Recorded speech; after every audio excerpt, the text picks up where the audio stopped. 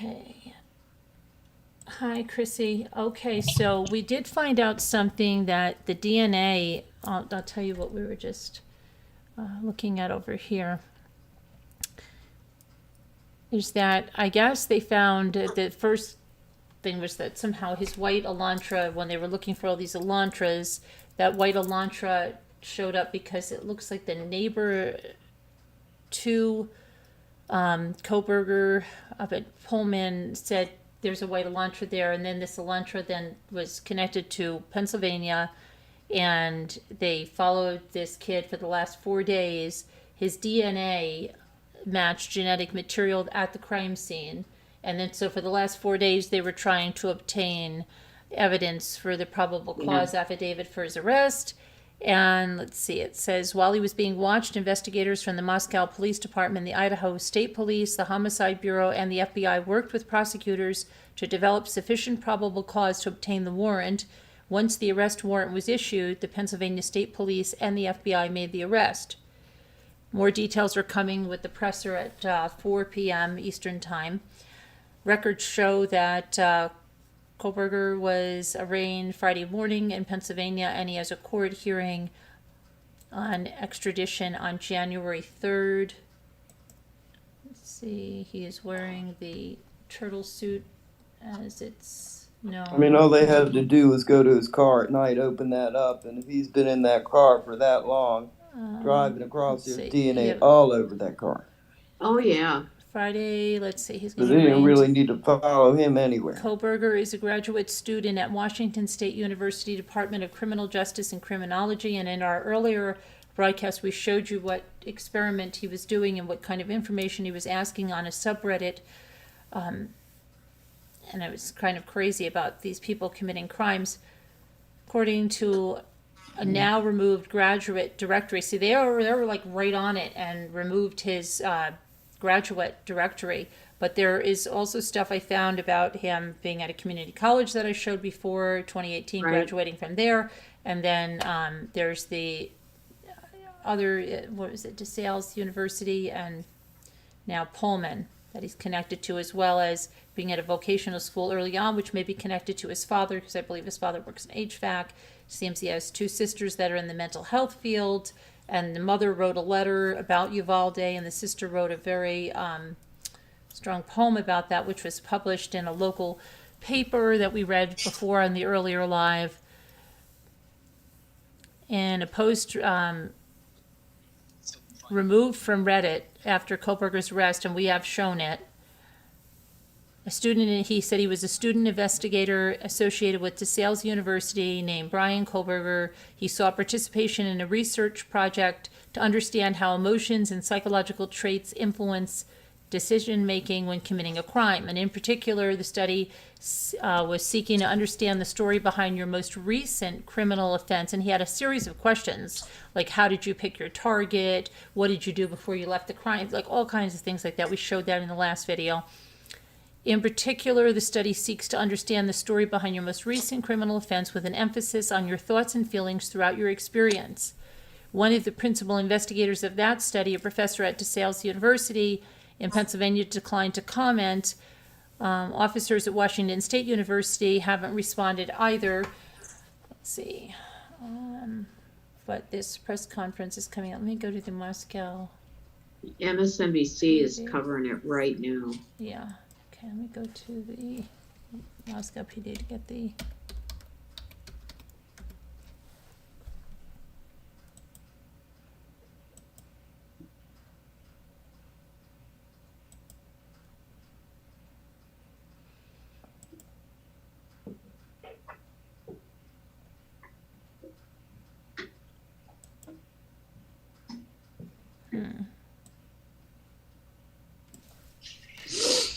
They think it's possible they got his DNA from one of the DNA services, so to speak. That's what I said. That's what I said. Yeah, I figured that was going to be that way because...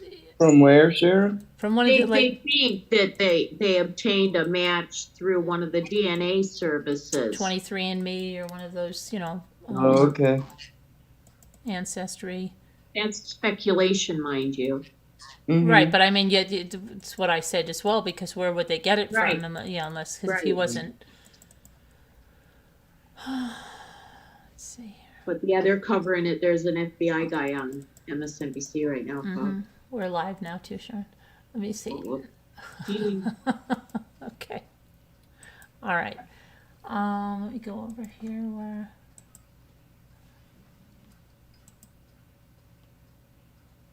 Somehow I can't get to the live chat, so I'm still seeing the board. The Moscow site is going really, it's doing what it did last night, and I'm realizing that maybe that was when they made an arrest or something was going on at that time. I don't know.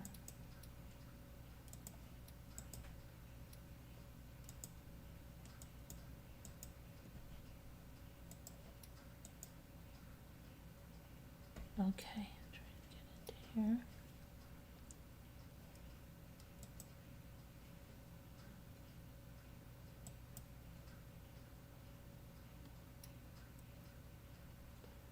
Okay, so hi, let's see. Hi, Chrissy. Hi, Rosalita. Hi, Deborah. Tracy Richards, good to see you. Hi, Janelle. Nora Woods. Lisa Nagel, good to see you. Oh, I'm in top chat. Not make sure you're in live chat. Yeah. Okay. There we go. So let's see what else we can learn from this. What did we learn? Hi, Texas Mopar. How are you? And I hope. Yeah, I will be able to broadcast the press conference. I'm just trying to get to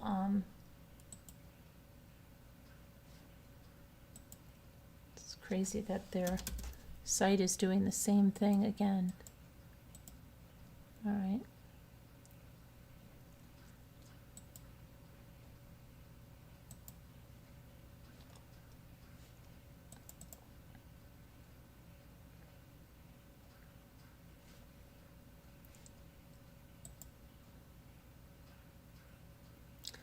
But I know they grant permission to do that, so let me just go over here. Okay.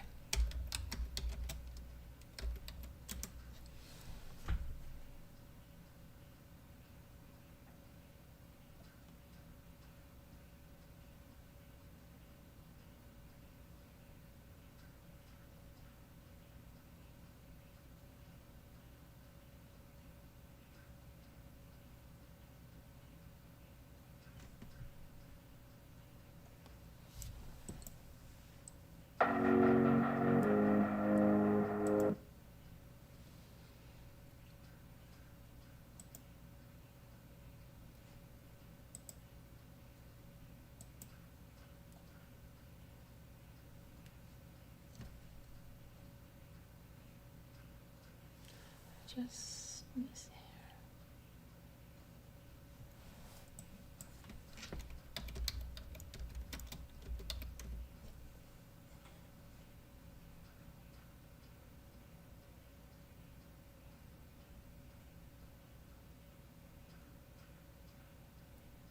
Trying to get to the just have the link for.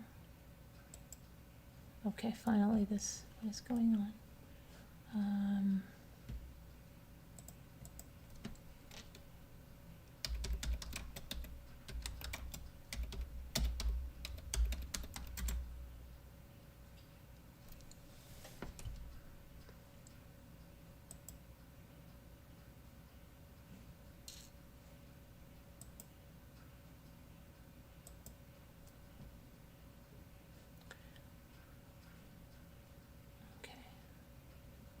It's crazy. Their website must be being hounded because it's taking so long to load. Ridiculous.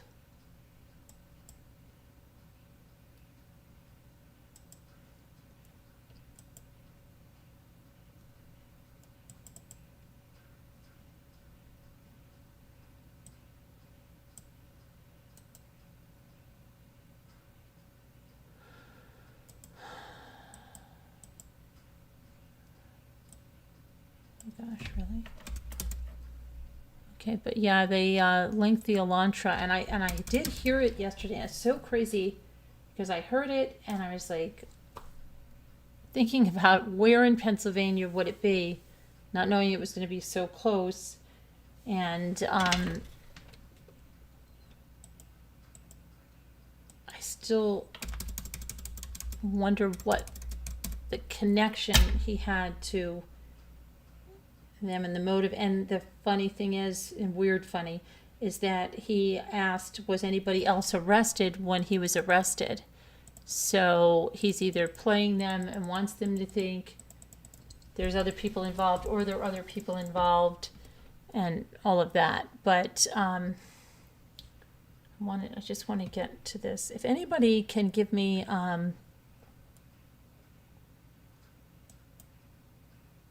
the Moscow presser link, because I cannot get on the page anymore, and I want to use it directly from them because they grant the permission for it to be used, and it's doing the same thing it did last night with not wanting to let the page load. So if anybody has that link, we still have 20 minutes, but if you don't, I can go and get it. I mean, I bet you their Facebook page has it, so why don't I just go there?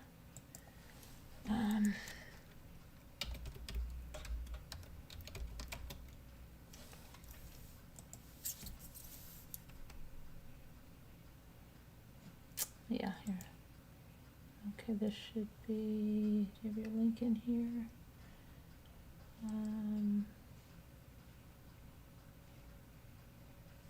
Looks like it's going to be on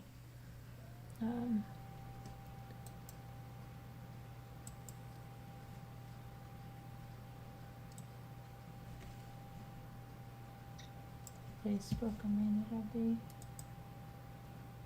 Rosalita said she found it through the Moscow tip line. Yeah, right.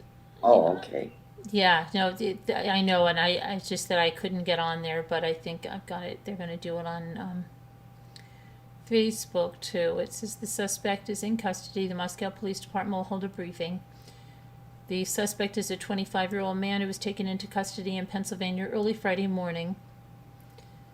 He was said to have faced arraignment on undisclosed charges hours after his arrest. The news just broke after the press conference will be announced, almost 7 weeks on from the quadruple homicide.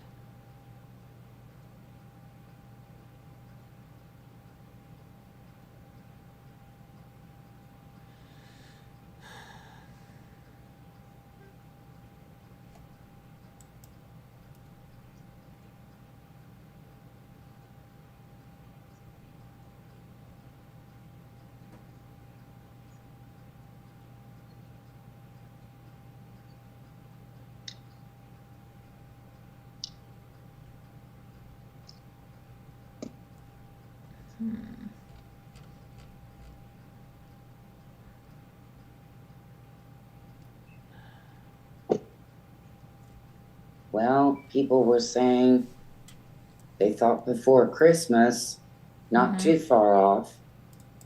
Right, yeah.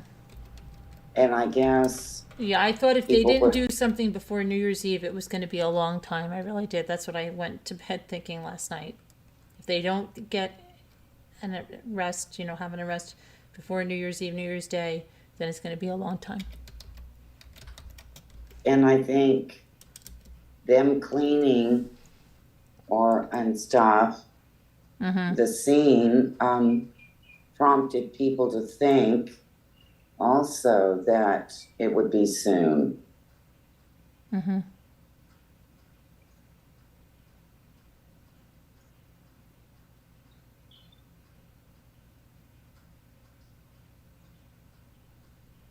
Okay, so I've got the link here.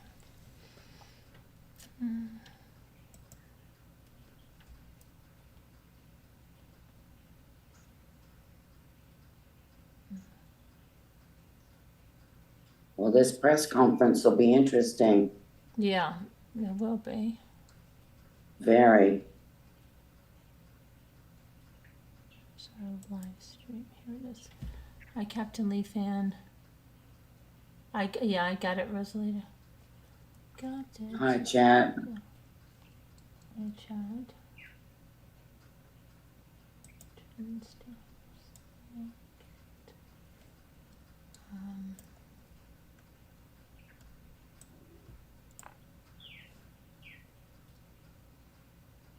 I have to get another cup of coffee while I have a minute to do that. So, let's be here. We are running out, guys. Wanted to get a few. Oh, you're running out? Okay.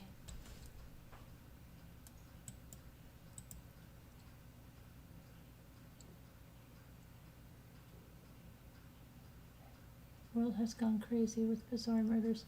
Yeah, and let me see. For anybody that's in Zoom, when I broadcast it and I mute my microphone, you won't hear anything if you're in the Zoom, so you'll have to listen to it through the YouTube side. Just letting you know. All right, Carolyn, thanks. Because I'm just for that part of it, because it plays through. Okay, I'll mute and listen on YouTube.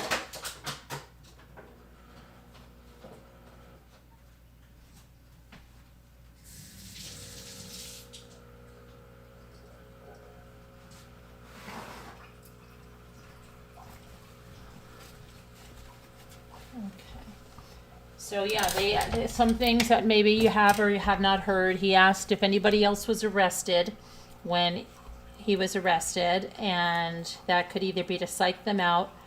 That he had posted on Reddit about some criminal justice project he was working on about the psychology of people who commit crimes, and we covered it in the other video and even put in some questions that he asked. So let me just see here. And I don't know if Jeff ever got back to me. Jeff, you were able to find that address, or they've already taken it down, the street view of that. But the Hyundai was allegedly taken from the house this morning when he was arrested.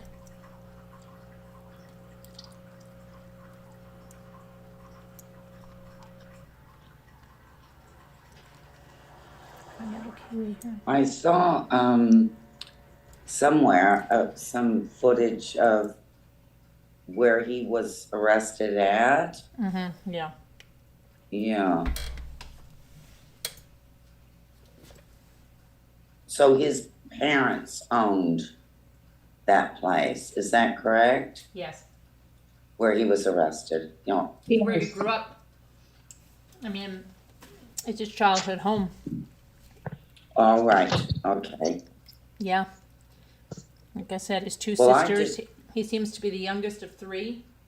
Had two older sisters who both are in the mental health field. Yeah.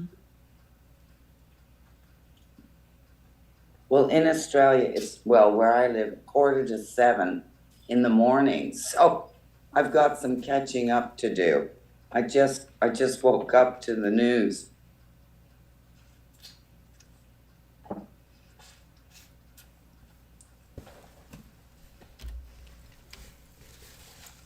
Okay, let me get my coffee.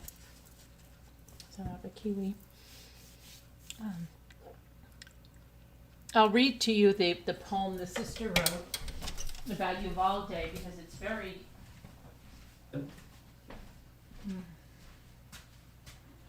eerie that both his mother and sister were talking about violence and death of innocent people, and then just months later, just really weird, very foreshadowing. Okay, so let me.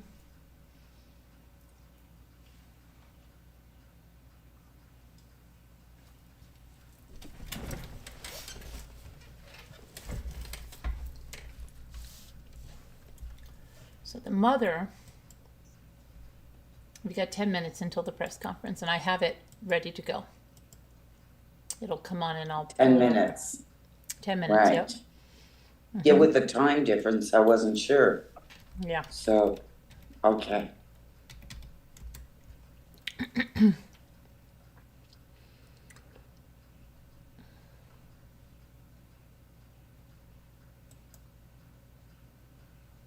Wow.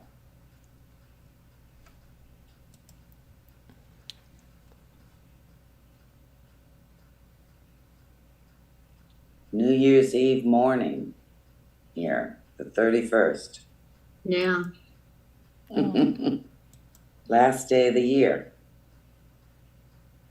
Mm-hmm. for me.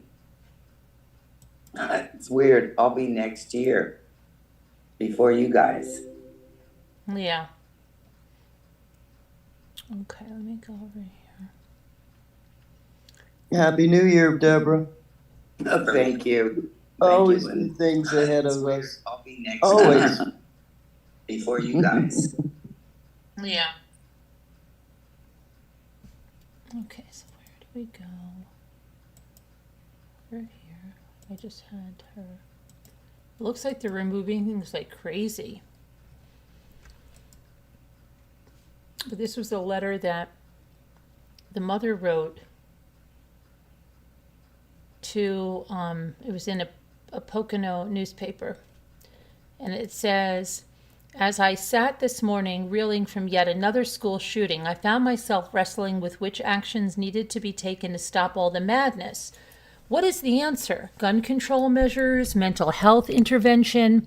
And then I received a message from my daughter, who works as a mental health therapist in New Jersey. She shared a poem she had written while in the greatest depths of despair. It shook me to my core, and I felt I needed to share it. And then it says, May 24th, 2022, Uvalde, Texas, written by Melissa Kohberger. And it says, bereft of their laughter, there is now not a sound as we lower our children into the ground, small hands and feet buried 6 feet deep into the earth of the world that failed them. As I read the poem, I thought, whatever the solution, I pray we consider the children before the gun. And then it's signed Mary Ann Kohberger.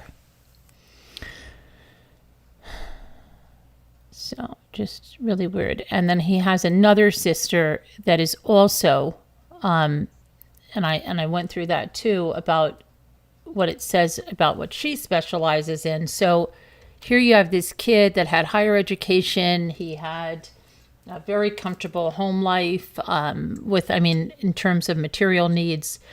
He had 2 parents in the home. And then, he's been arrested on a quadruple homicide. It's just crazy. The other sister saying that she was a school-based occupational therapist, and there was also another thing that this Bryan Kohberger was a member of a fraternity and community college, and was specializing in hidden, what was it? I just went through that, the last thing, hidden ailments, or let me pull that up and see if they haven't taken that down. If not, it's in the other video.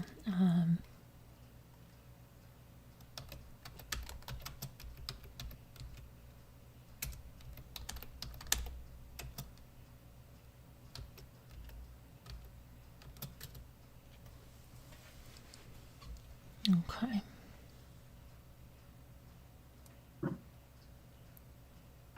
Here it is. It was here.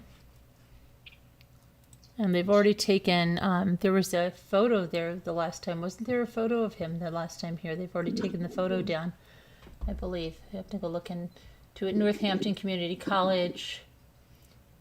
And over here it says, Activity Psi Beta. As a member of Psi Beta, students are encouraged to attend and help orchestrate events which aimed towards spreading awareness of issues which pertain to psychology. It gives students of two-year community colleges an opportunity to expand their love for psychology through being a part of an organization geared towards accomplishing just that. An important aspect of my experience in Psi Beta involved raising awareness of hidden disabilities, which are not uncommon yet often misunderstood. The Hidden People Research Project is an example of what Psi Beta at NCC Monroe was geared towards starting.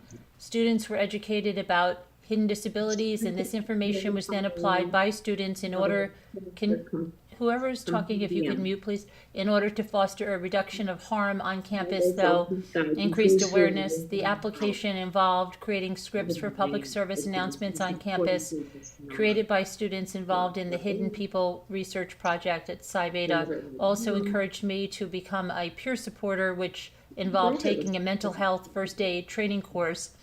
The mental health first aid course trains students to effectively communicate with the distressed, as well as utilize community resources. Peer supporters at NCC Monroe are compassionate individuals who are present to listen to any individual who feels that they must be heard and can be identified by the green button they wear on their clothing. Added by Bryan. And so that was something else there. And let's see here.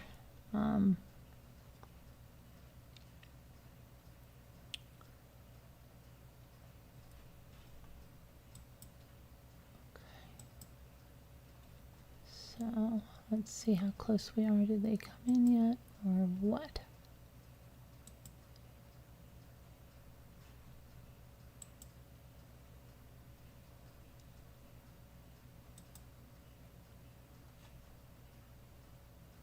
No, I have it right up here. So we have, I'll pull it over now and we'll just leave it on until it comes on. Let me see.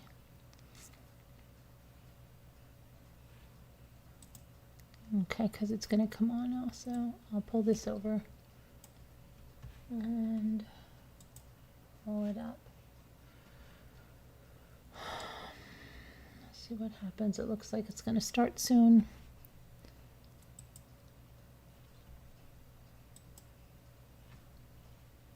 Hi, Slam RN.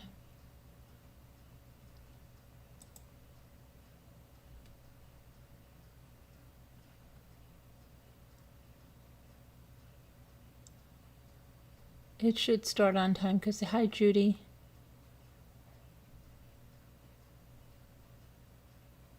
Hi, Ruby Putnam.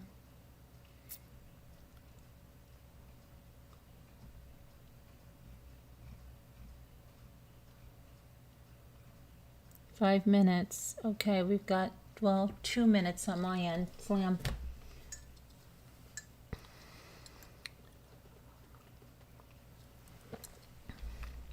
I think 2 minutes, so. Yeah, it's on. It's I'll mute okay. And watch or listen on YouTube. Okay.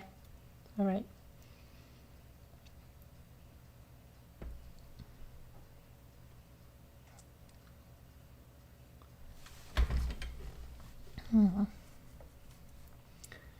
So it'll be interesting to hear if we can hear how he's connected to them. Did he start going out with anyone there? I don't know. It's just so weird, but so much going on.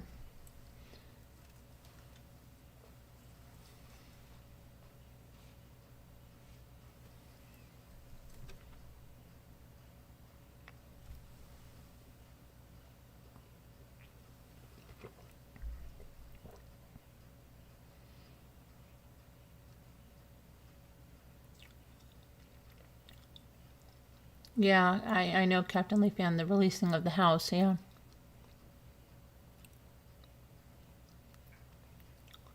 Seemed that way.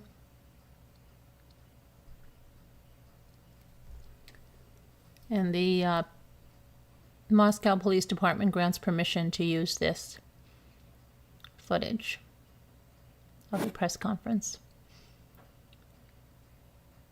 Here we go.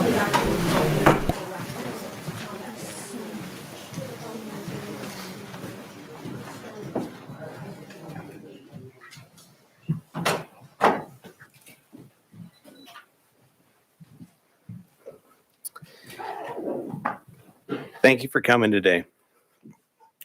Last night, in conjunction with the Pennsylvania State Police, the Federal Bureau of Investigation, detectives arrested 28-year-old Bryan Christopher Kohberger in Albrightsville, Pennsylvania, on a warrant for murders of Ethan, Zana, Madison, and Kaylee.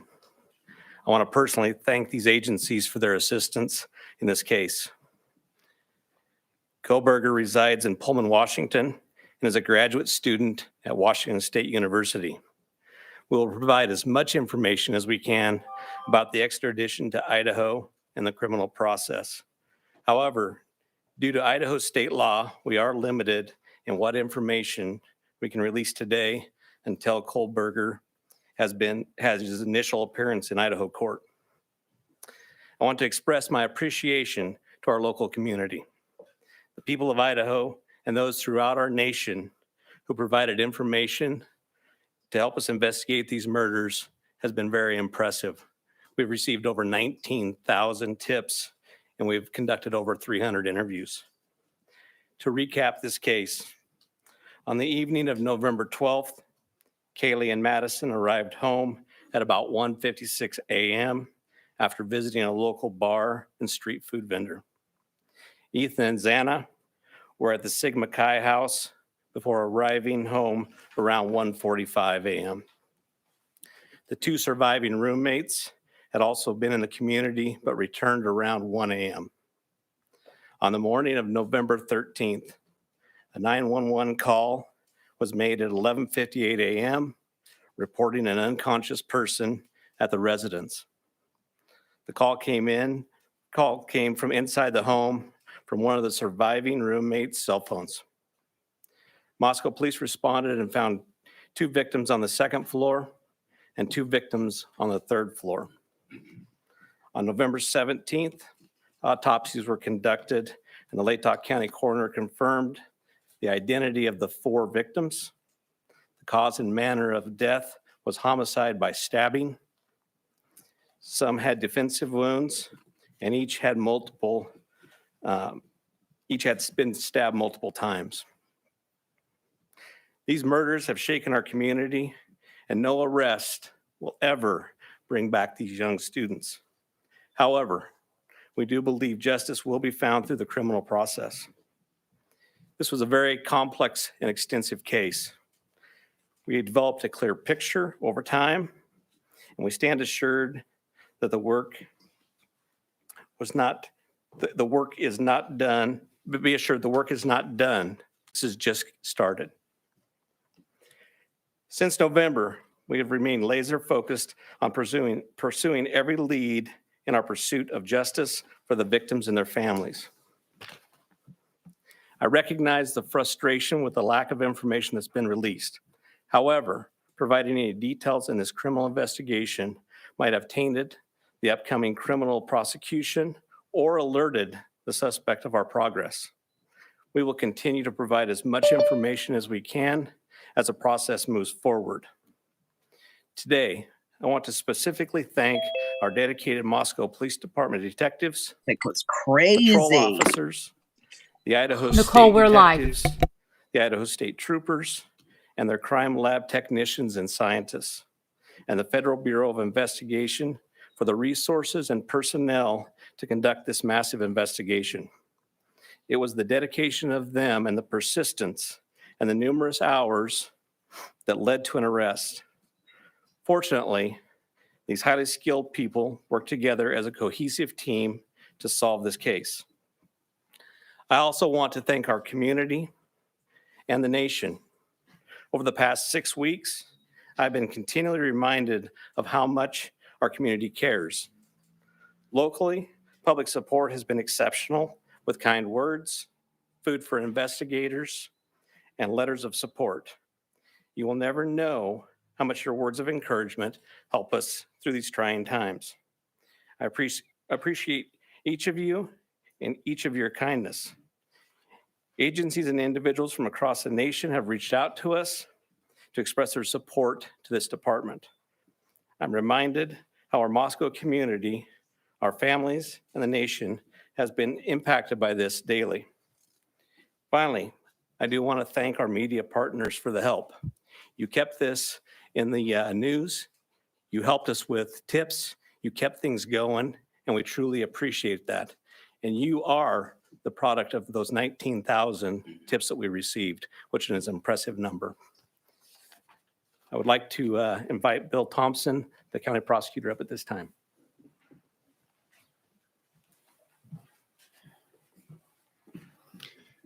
Good afternoon, folks. My name is Bill Thompson. I'm the Latah County prosecutor.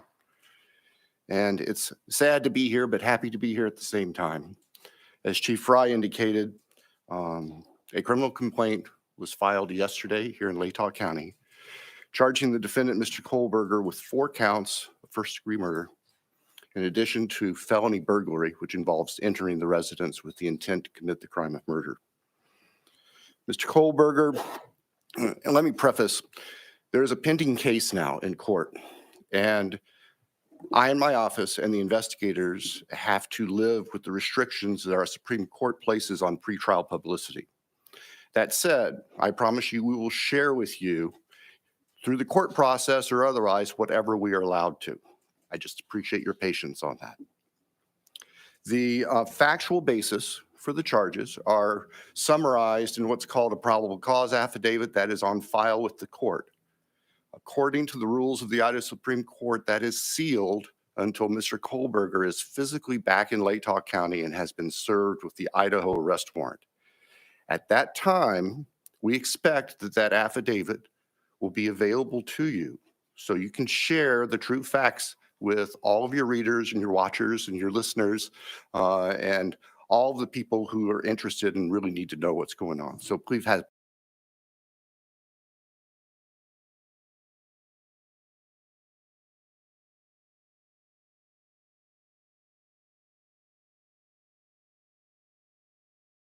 patience with us on that. We hope to get that to you as soon as we can. As far as Mr. Kohberger, I can share with you that he is a graduate student at Washington State University and has an apartment residence over at Pullman. He has had an initial appearance in front of a judge in Pennsylvania. He is being held without bond, and the warrant from our magistrate judge here also provides for no bond. We understand that he's scheduled to be back in court in Pennsylvania next Tuesday afternoon, and that a public defender has been appointed for him there. The process at this point is, since he was arrested in another state, he has the opportunity to either waive extradition and return voluntarily to the state of Idaho, or if he prefers not to waive extradition, then we will initiate extradition proceedings through our governor's office. If we do that, it can take a while for him to get here. So again, I'm asking for your patience and understand that's just the way the system works. Once he gets here, he'll have an initial appearance with our magistrate. They'll deal with issues such as making sure competent counsel is representing him, and the case will be scheduled for further hearings. Your primary source of factual information is going to be the court record, because that's what the Supreme Court says we need to refer you to. So please pay attention to what's going on in court and have people there to watch and hear what's being said. As an attorney, myself and my office, we are limited on what we are allowed by the courts to say outside of the courtroom. So please just work with us. Finally, as the chief indicated, this is not the end of this investigation. In fact, this is a new beginning. Y'all now know the name of the person who has been charged with these offenses. Please get that information out there. Please ask the public, anyone who knows about this individual, to come forward, call the tip line, report anything you know about him to help the investigators and eventually our office and the court system understand fully everything there is to know about not only the individual, but what happened and why. Next, I'll introduce Colonel Ked Wells from the Idaho State Police. Thank you. Well, good afternoon. My name is Kedrick Wills. I serve as the director of the Idaho State Police and certainly want to express our appreciation for your attendance here today. These tragic murders took 4 young, vibrant lives from our community. Nothing we do can bring them back. The only thing that we can do in law enforcement to honor their memories that we know of is to bring this to a successful conclusion. This has been a very difficult time for the families, the university, the community, and the state of Idaho. However, it is also proven that communities come together in tough times. Certainly appreciate the support of the local community and our national audience that has been following us as our investigators have worked through this case. I'm thankful also to you, the media partners, who have helped keep this case in the forefront that generates the tips and we hope will continue to generate information that will help us to a conclusion of this proceeding. I'd like to express our appreciation on behalf of the Idaho State Police to Chief Fry, his leadership, and the entire Moscow Police Department for the way that they handled this from the very beginning. He directed the right people to the right positions that led us to this conclusion today. I've had the utmost confidence in this investigation and in Chief Fry, as well as in Mr. Bill Thompson and the Latah County Prosecutor's Office, who've been a great partner throughout this. Nothing has deterred the commitment of the investigators who've worked on this case, regardless of the organization they represent. It's been very trying and very difficult, as you know, that it has been on those investigators as they do the tedious work that they're so good at doing. The partnerships is what's led here as well. The partnerships between Moscow Police Department, I'd like to express our appreciation with the Federal Bureau of Investigation, specifically the special agent in charge out of the Salt Lake City Division, Dennis Rice, and also the work that happened in the last 24 hours in Pennsylvania with the arrest with the Pennsylvania State Police and Colonel Evanchik with the Pennsylvania State Police. We appreciate what they've done across the nation to help us as well. As Bill shared, this investigation is far from over. In fact, I appreciate what he shared, that this is not an ending, but rather a new beginning. The difference now is, as he shared, that we are dictated what information we can share by the court process and by laws in our state of Idaho. And so we will share, as he shared, Mr. Thompson is absolutely committed to share everything he can share through the court process. We've got to make sure that we don't get in front of that process. And we really deeply appreciate everybody's support here. The relationships that were forged here and the partnerships that were forged have led to this. And based on that is why we're here today. And we continue to believe that the best way we can honor these 4 lives that have been taken is to make sure that we have a successful outcome here. One of the partnerships that's been forged throughout this is a partnership with the University of Idaho. And on that, I'd like to introduce the president of the University of Idaho, Mr. Scott Green.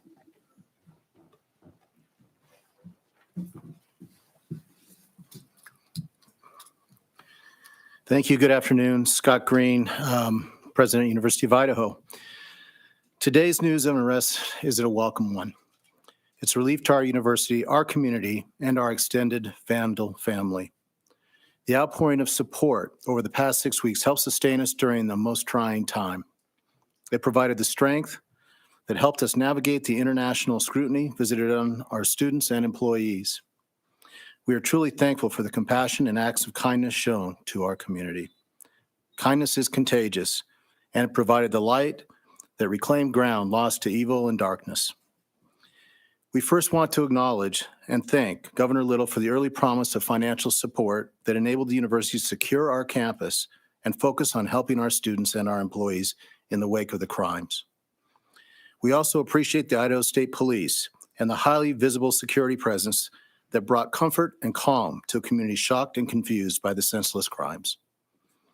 We never lost faith that this case would be solved and are grateful for the hard work of the Moscow Police Department and their law enforcement partners. Vast and committed FBI resources brought important expertise to this complex case. Across the board, dedicated, highly competent personnel worked this case to arrest. This crime has nevertheless left a mark on our university, our community, and our state. While we cannot bring back Maddie, Kaylee, Zana, and Ethan, we can thoughtfully and purposefully carry their legacy forward in the work that we do. Our students come first, and that was proven each and every day of this investigation. We are committed to safely delivering the college town atmosphere, campus experience, and high-touch quality education for which the University of Idaho is known. With time, we will heal. We will move forward together, and we will remain Vandal strong. With that, I'd like to turn it back over to Chief Fry.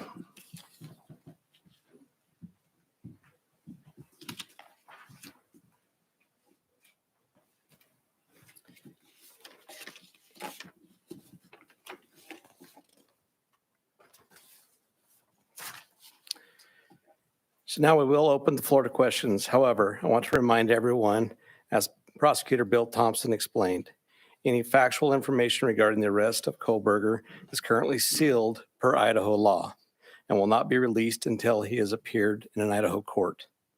Please formulate your questions accordingly. I recognize there are a lot of questions, and I will try to answer as many of them as I can. Is there an evergreen or Argonaut reporter? Lauren Patterson, Northwest Public Broadcasting, Spokane Public Radio. I realize the records are sealed. I guess I'm not too familiar with how it works, but can you tell us what tip, what lead, what piece of evidence really led you all the way from Idaho to the suspect in Pennsylvania? As I've said in the past, that's part of our investigation, and we won't be releasing that at this time. We will have those answers. We'll have them as soon as we can make those available to you. Then a quick follow-up and a two-parter. Is our community safe, or is law enforcement still on the search for other suspects who might be involved in this attack? What I can tell you is we have an individual in custody who committed these horrible crimes, and I do believe our community is safe, but we still need to be vigilant, right? We still have talked about this in the past. We always need to be aware of our surroundings and make sure that we're aware of what's going on.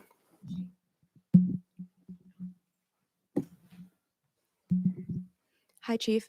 How soon into the investigation did police and law enforcement begin to spot Mr. Kohberger as a potential suspect? And a follow-up, how many tips, if you can say, were specifically related to Mr. Kohberger? To the tip part, honestly, I can't answer that question, so I'm not even going to speculate on that. On the other part, that's part of our investigation, and it will come out. I'd like the mic to please come right over here. Thank you. Dana Griffin with NBC News. Can you confirm that Kohberger asked whether or not anyone else had been arrested when he was in custody? I cannot confirm that, or I'm not sure of that information, but that would still be a part of our investigation. Did CODIS initially return any hits on this guy? That's still part of our investigation. That will come out. If we could get somebody over here, please. And then one final question. Is there any message to the online sleuths who slandered and harassed people who they believed were responsible? There was a lot of speculation going on, and we've always said from the very beginning that we're the official message that comes out, and to pay attention to what we're putting out there to the press. I'm Nancy Liu with News Nation, and we were over at the house this morning, and you told us that the remediation would begin today. It was suddenly stopped. Can you tell us why? Yes. The house cleanup has been halted, and that came by a legal request from the court. Christina Corbin, Fox News. Chief, have you identified a motive? That is part of the investigation, and that will come out as we continue the investigation. But what we still ask is for people to continually send us things in the tip line. We are still looking for more information. We're still trying to build that picture, just like we have stated all along. We're putting all the pieces together, and that will help.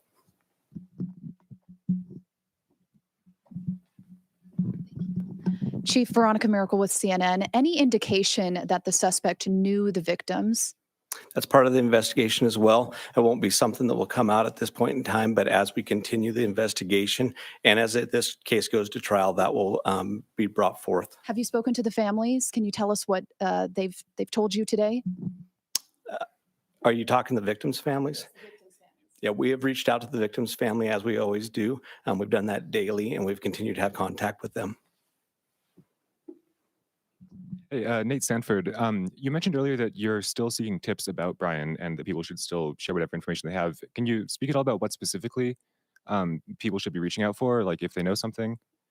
I would say anything and everything. As we've said all along, we know what tips we're looking for. We will take those tips and we will have professionals look at those and decide which pieces of those we need to use for our case. So we ask that everybody would do that. Angela Palermo, Idaho Statesman. Your department and other investigators on the case took a lot of flack for keeping information close to your chest. Are you glad that you did that, and were you worried about tipping the suspect off? I will 100% stand behind the way that we handled this investigation. And this all started from day one with our patrol officers arriving on scene, locking down the scene, us calling in the Idaho State Police, us calling in the FBI, and keeping information that was pertinent to this case very, very tight. We want to have a situation where when this goes to trial, there is no doubt that we've done everything right and we've slowed down and we've continued to slow down. We'll continue to do that. Hey, Chief. Have you guys found the murder weapon or the Hyundai Elantra? So we are still looking for all pieces of evidence, but we are still looking for the weapon. And I will say that we have found an Elantra. Stephanie Becker with CNN. Can you tell what it was like when you got the phone call when the police told you that they had your suspect? I can tell you for a lot of law enforcement, it was a fairly sleepless couple of days with as we were leading up to everything that we were doing. But what I can tell you is I have faith in those agencies across the nation.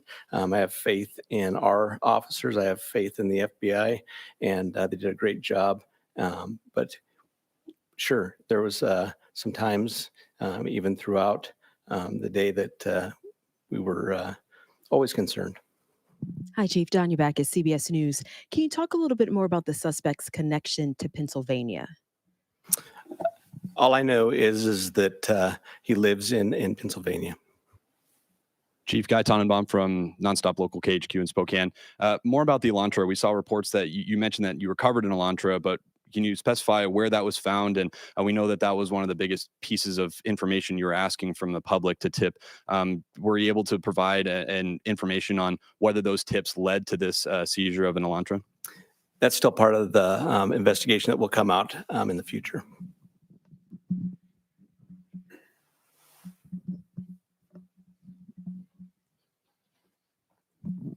Chief Glenn Mosley, Idaho Public Radio here in Moscow. The additional police presence in town and on campus, semester's coming. Is that going to continue? You will continue to see state troopers in the area. You know, we're talking to Latah County as well. You will see a presence of us that we're always have up on campus. We have assigned officers to that. So you will continue to see a law enforcement presence. I'm going to take two more questions. Hi, Chief. Julie Scott, ABC News. Can you tell us if you eventually had a license plate number to the Elantra and how you tracked it to Pullman? That's still part of the investigation that will come out.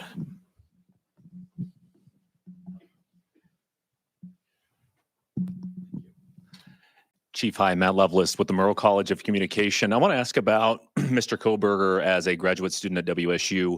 Are you aware of if he returned to campus after November 13th?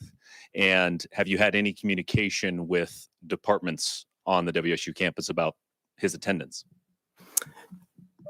So some of that is going to be followed up as we continue our investigation. We'll be asking some of those questions, but that'll come out in the near future. So what I do want to do is I want to thank you all. You really have been the national voice for us. You've given us the opportunity to get many, many tips. And I do appreciate everything you've done, and we'll continue to look forward to working with you in the future on this. So I'd like to thank you for that, and thank you for your time.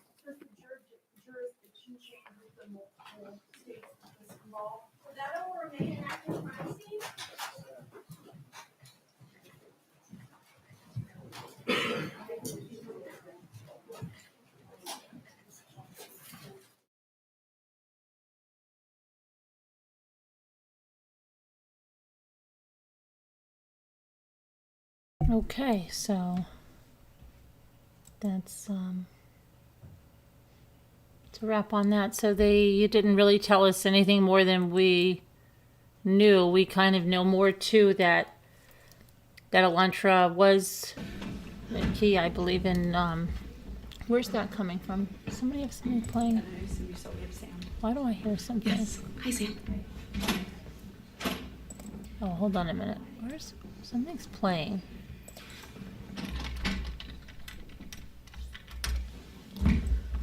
Does somebody have something playing? Hold on a minute. Let me just. All right, I'm told first of all, we are back on the record. Appearances are as they were before. I'm told the jurors are What is somebody done playing? with lunch and Why is available there for us. So I something? presume the state's able to call its next witness. Is someone playing a trial or something? All right, great. Then we'll have the jurors I brought don't out. know where that is coming from. I will, tell them since I have Madam Clerk step off the bench for me. Hi, we're ready. Sorry, I was gonna come out, so I'm telling you. Record, was my ICF received? I have not looked at my mail today. I can't tell you that.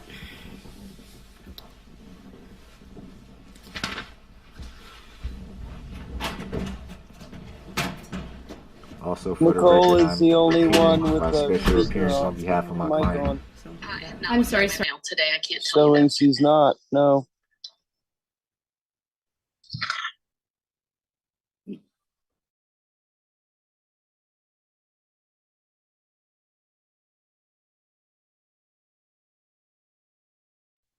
I looked at the microphones. When the background noise came on, we were all on mute. Only Carolyn's microphone was going off.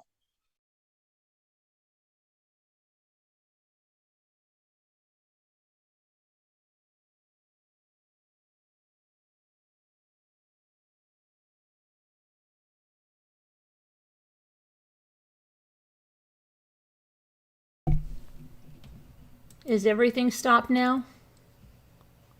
Yeah, I don't hear it anymore, Carolyn. Okay. I don't know where that was coming from. That was really weird. Okay.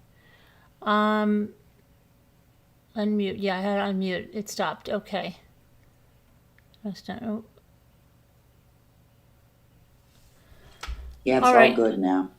Where was I? So yeah, I was looking at the parents lived in a mountain top lake gated community in the Poconos, 10 minutes from the Pocono outlets, 10 minutes from the Pocono racetrack, Albertsville, or it's also coming up as there's another town that's coming up. Now, Jeff, I asked, I don't know if I missed your response, Jeff. Were you able to get a street view of that address? I don't know if you were. I can send you, let me send you the number if you want to call in, because I don't know if you were able to get a street view of that address. Let me see here. Where's my thing? Here we go.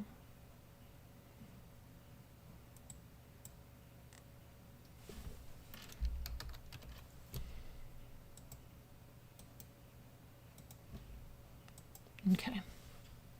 I sent you a link. You believe so? Oh no, that's High 60 saying that. But the gated community sent out something to the residents that, there was a suspect taken into custody today. And here's my thing, okay? If their son indeed lives miles away, very few miles away from this murder scene and drives a white Hyundai Elantra, when he came home for the holidays, I don't know when he came home, but when he came home for the holidays, was the family like, wow, that must be wild that you were driving a Hyundai Elantra over there. You must have been like a bullseye for people thinking you did this. Like, were they like that? Or were they like side-eyeing him? Like, maybe did they have an inkling or were they just completely blindsided, thinking that it was just a really funky coincidence that he drove the Hyundai Elantra? Now remember that he has 2 sisters who are in mental health fields, and I mean, I just read to you a poem that one of his sisters wrote, with a letter his mother wrote. He lived, by all looks, in a didn't want for anything, had higher education, but he was studying psychology, and you know what they say about that. A lot of the people go into that to find out what's wrong with themselves. That would be 3 people in this family going into that field in some way now. But then he started to write some really weird stuff now when you look at it about this criminal justice experiment or study that he was doing, not an experiment, a study about the psychology of people that commit crimes. And he had very pointed questions saying things like, and they've taken this down from Reddit there, but we showed it in our other video, about how did you pick your target? Is there a reason you picked one target over another? What did you do when you left the crime scene, et cetera, et cetera? Almost like how to commit the perfect crime kind of thing. So it was very odd that was there. But this Hyundai Elantra linked him, but they didn't tell us anything else. They didn't say that he was known to them, or he was a boyfriend, or they met him at a party, or one of them did this. So we don't know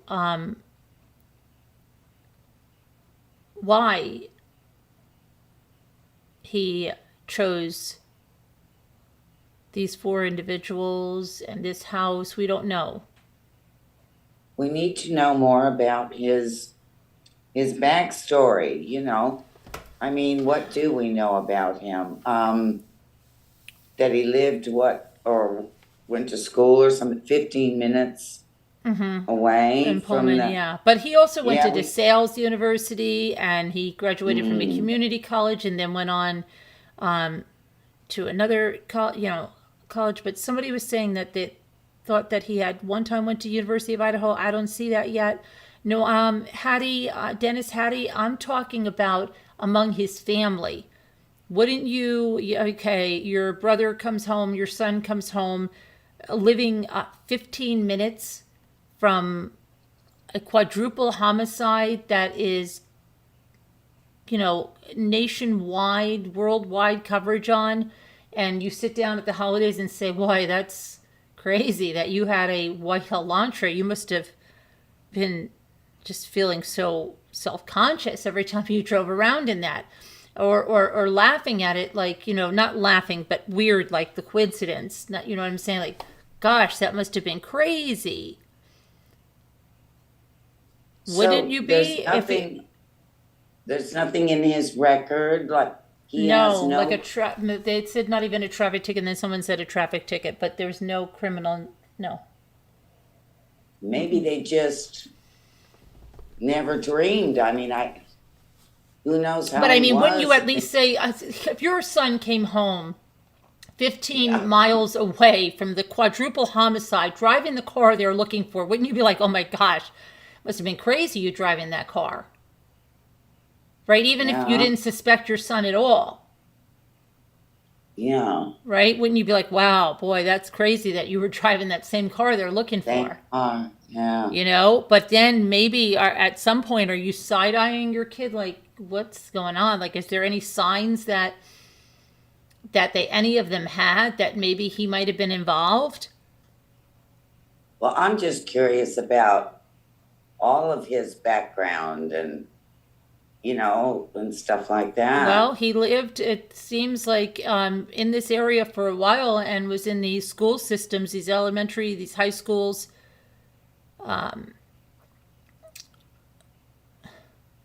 The link, though,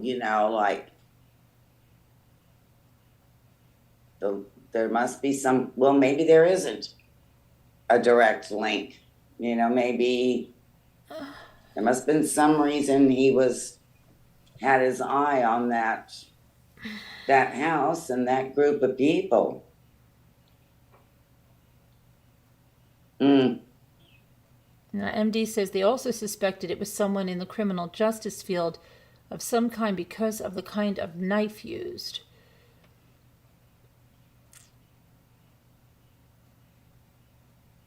I just wonder, did they know that this was going to, I wonder what they were thinking, were they completely blindsided by this, or, because it seems like someone did he seems to have cleaned up his social media. Now listen, there are people going around with fake profiles that they have started them to get subscribers, okay? Like there's a bunch of new Facebook pages, and they already have 300 followers, and they're going, thank you. Social media. Now listen, there are people. Okay. Thank you. And what they do is they've created fake Instagrams and fake Facebooks in hopes that people that are studying the case just immediately subscribe to those pages. Then they get a bunch of followers, and then they take that name off. So just be aware of that, because we did check for his social media and found nothing but fake accounts on Facebook and Instagram.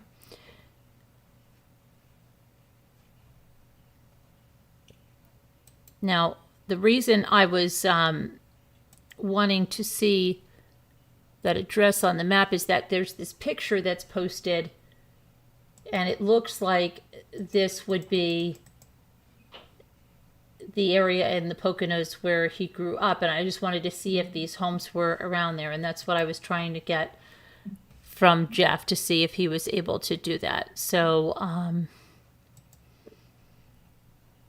well, I wonder if the authorities linked him through the car. They did, yes. That's what it says. And it says, see, this is why they can't say much, but in one of the major media stories, it said that he was linked by DNA as well, which would have had to come from a genealogy site to genetic material found at the crime scene.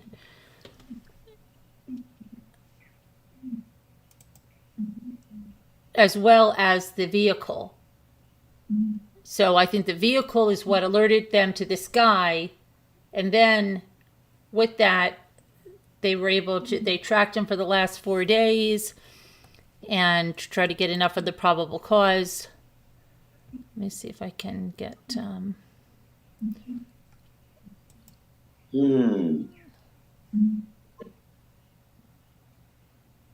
Well, I wonder, did they arrest him, then take the car, and then, like there would obviously be DNA in his car, like how that... yeah.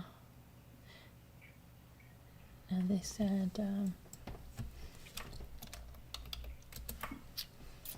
And I mean, if you're arrested for something like this, do they take your DNA automatically?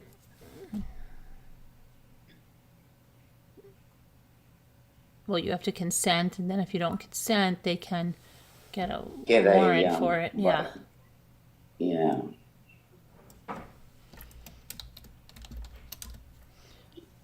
Okay. Well, like Slam RN said that maybe he discarded something. Yes, they will get his DNA. Okay, so it says, let's see here. This is what a criminal complaint charging Kohberger with 4 counts of murder in the first degree, as well as felony burglary, was filed Thursday, said the prosecutor Bill Thompson. Authorities narrowed their focus to Kohberger after tracing his ownership of a white Hyundai Elantra seen in the area of the murders, according to 2 law enforcement sources briefed on the investigation. Kohberger's DNA has also been matched to genetic material recovered at the off-campus house where the students were stabbed to death. Authorities learned the suspect had left the area and went to Pennsylvania. An FBI surveillance team from the Philadelphia field office has been tracking him for 4 days in the area where he was arrested. While he was being watched, investigators from the Moscow Police Department, the Idaho State Police, the Homicide Bureau, and the FBI worked with prosecutors to develop sufficient probable cause to obtain a warrant. Once the arrest warrant was issued, the Pennsylvania State Police and the FBI made the arrest. Records show that Kohberger was arraigned Friday morning in Pennsylvania, and he has a court hearing on extradition January 3rd. So, yeah. And then that's from this morning. That then also he said, according to Bryan Enton, who spoke with someone, that he asked if anyone else was arrested. He's a graduate student at Washington State University Department of Criminal Justice and Criminology. It's only 7 miles from Moscow. He lived in an apartment complex where graduate students live. In a post removed from Reddit that we showed earlier, he made a public, a student investigator associated with DeSales University named Bryan Kohberger sought participation in a research project to understand how emotions and psychological traits influence decision-making when committing a crime. In particular, this study seeks to understand the story behind your most recent criminal offense with an emphasis on your thoughts and feelings throughout your experience. Okay. And what is that noise? Does anybody hear that? I don't know. Let me see. The only one that's not muted is Sharon. Let me just see if that's doing that. It's a weird noise. Okay. Somebody said, we know that the house was supposedly turned over for cleaning, but then someone at that press conference said that it was halted.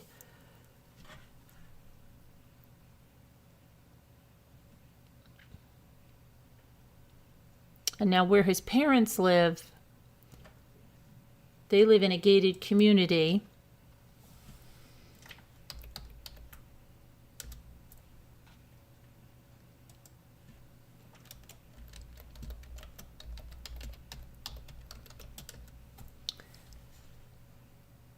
I just had their community hung up, which was...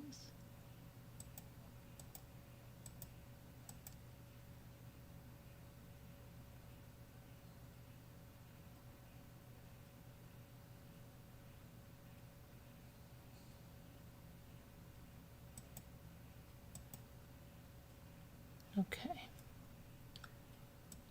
Let's get this. Sorry, I have just too many tabs open. But again, that poem that his sister wrote about Uvalde, bereft of their laughter, there is now not a sound as we lower our children into the ground, small hands and feet buried 6 feet deep into the earth of the world that failed them. And the mother sending that in just, this past June. Very eerie. And it said that he might have entered a trade or vocational for school for HVAC and then stopped that, then went to the community college where he graduated, where I just showed that earlier tonight. And then up from on there was pursuing a PhD. But his father may be the reason that he went to that vocational school, because it seems that his father has an HVAC business and maybe he wanted his son to go into that. Maybe that was an area of contention. The son didn't want to do it, didn't want to take over the father's business, didn't want to learn that. I don't know. So there is that. And the two sisters appear to be in the mental health field.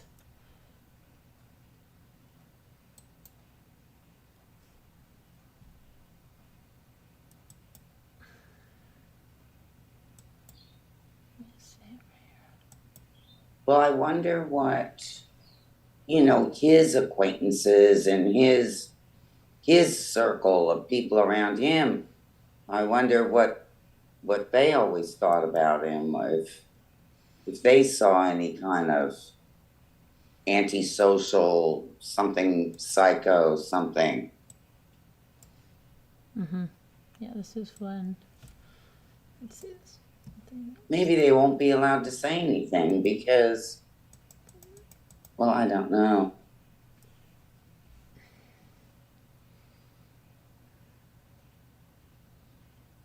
And then this was what was on Reddit,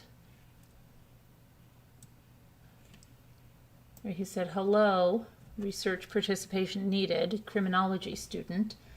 My name is Bryan. I am inviting you to participate in a research project that seeks to understand how emotions and psychological traits influence decision making when committing a crime. In particular, this study seeks to understand the story behind your most recent criminal offense, with an emphasis on your thoughts and feelings throughout your experience.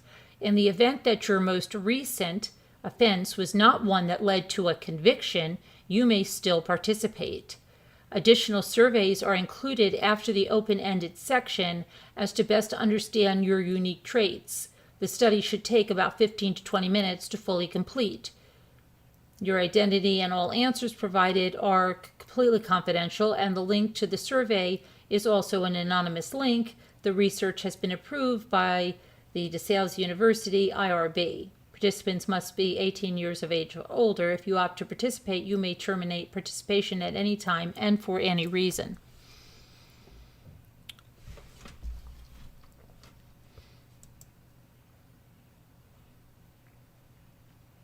And then there were questions also that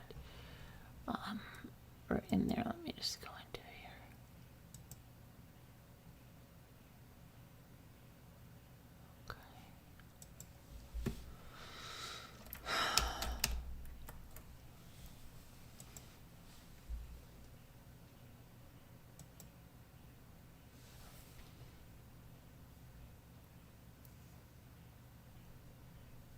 Okay, let's see here.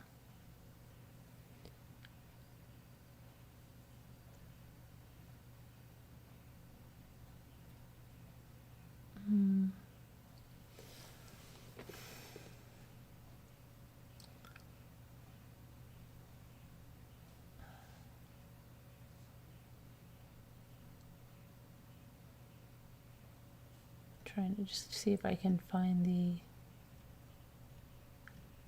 thing I had without going.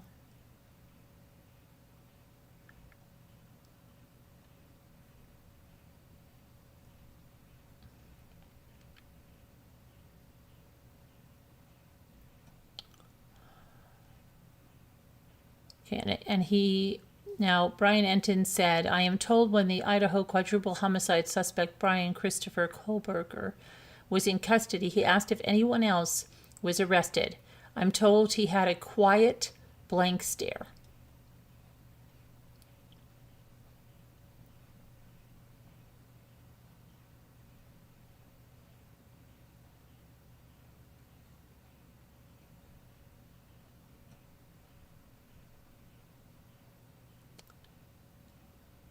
Okay, let me just see if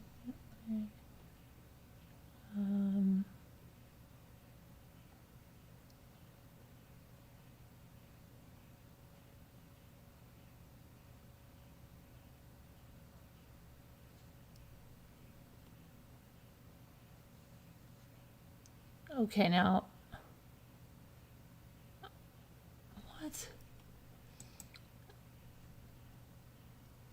There's so much stuff going around. Somebody said that CNN reported that he was wanted in another murder. Not seen anything like that. Okay, there's so many people just spreading crap.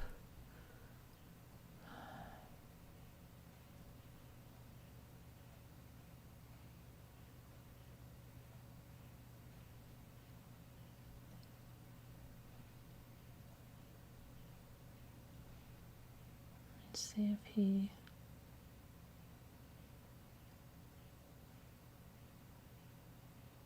Someone is also saying that they found if you use the Strava app, okay, it records your runs, bike rides, whatever you do.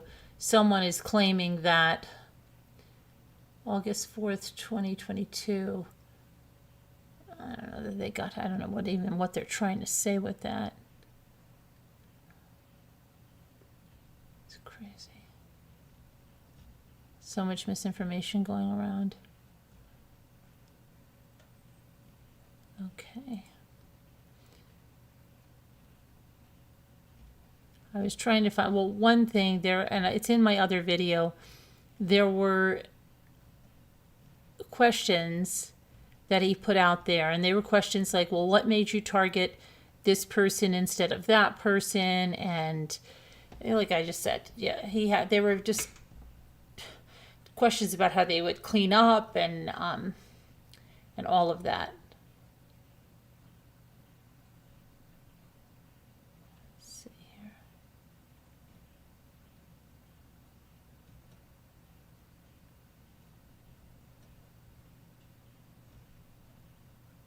I'm just wondering what the connection he had with them is, you know.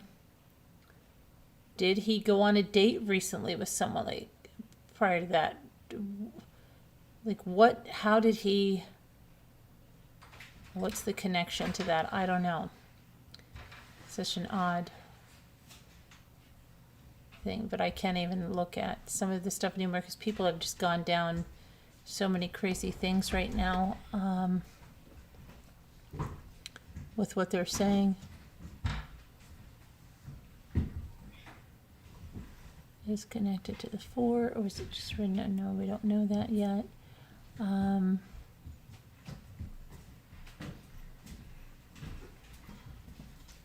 So I think he deleted all of his social media accounts prior to this. I don't know, because it's nothing. And what you see out there is people that are putting that, their fake accounts, they're putting in his name and just to get followers, and people do this all the time in high profile cases. And then they change the name after they've gained followers.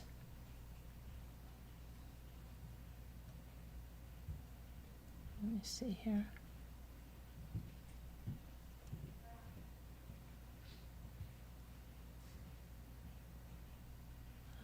Let's see. But let me see. And if anybody wants to call in, you can email for the number. But yeah, I was just going to get to, let me get to this.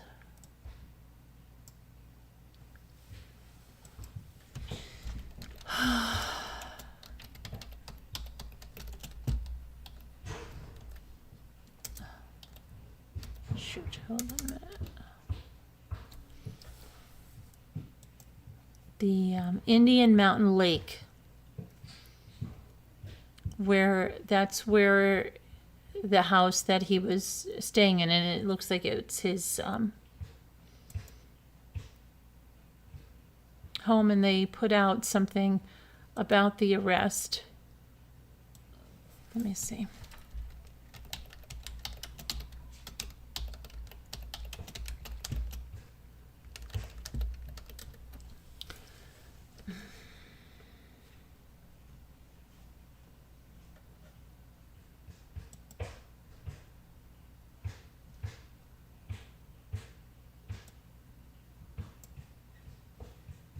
Okay, so this was a picture. Let me put this up.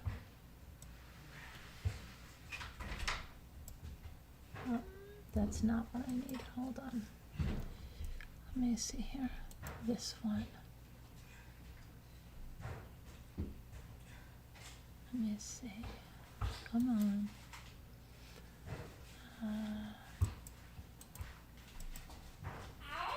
Why does it keep doing that?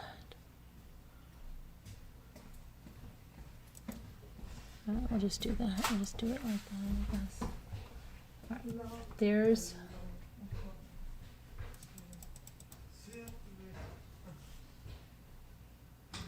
fire danger, moderate. So there's the sign, Indian Mountain Lake. Heavy police presence at the entrance. It's a private community in a quiet part of PA. He was arrested in Stroudsburg. Let's see. According to crews on the scene, officials are lined up outside of the entrance of the private community in the quiet part of PA where they lives. Okay, so that's...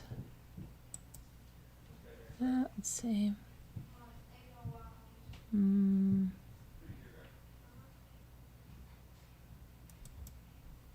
Here's something else. Now they're saying, and this is by the New York Post, that he had OCD eating tendencies. It says, speaking exclusively to the New York Post, Friday afternoon, a former aunt of Bryan said his dietary restrictions were very, very weird. It was above and beyond being vegan, said the aunt, who declined to be identified but said that she was previously married into the family. His aunt and uncle had to buy new pots and pans because he would not eat from anything that had ever had meat cooked in them.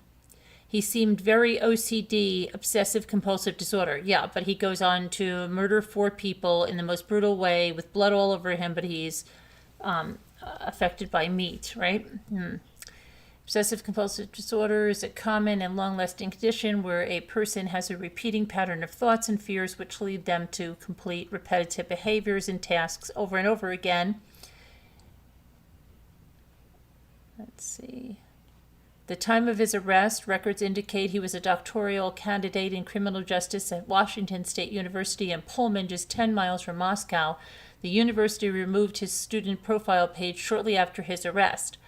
Online records show that he obtained a Master of Arts from DeSales University in Center Valley, PA in 2022. Notably, his DeSales email was tied to a cryptic Reddit post about a study he was planning about the emotional and psychological conditions of would-be criminals. Right now, he's at the Monroe County Correctional Facility. Local authorities are holding back the press outside the gated community in which Bryan Kohberger is reported to live in Albertsville. A white Hyundai Elantra that matched the description of the car that investigators had identified as being near the crime scene at the time of the murders was also confiscated from the scene of his arrest. Kohberger's DNA has also been matched to samples recovered at the scene in the deaths. After appearing briefly, hang on a minute, please.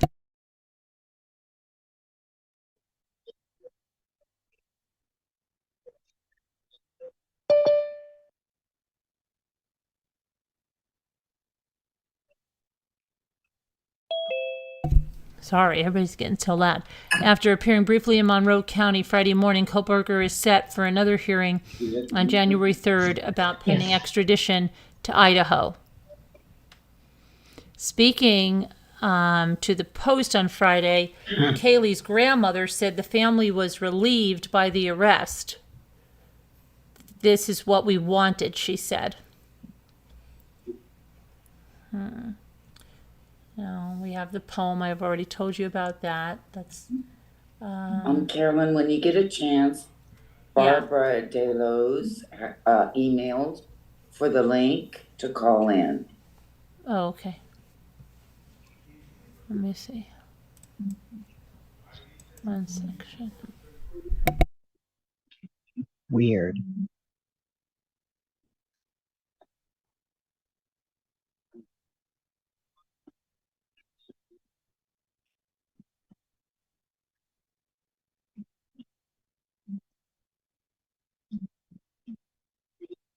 Who did you say? What? I don't know. I don't know who you said.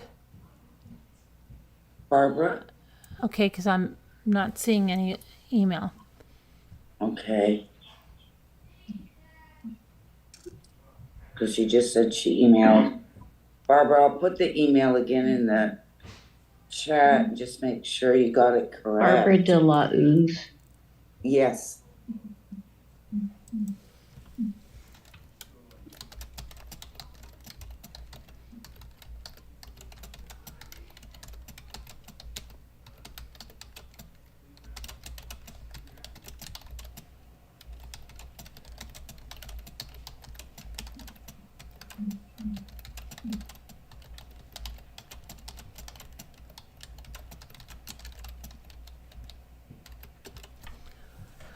Okay, let's see. No, I don't have any. Barbara, are you making sure that you send it to .org and not .com? I have no email from you.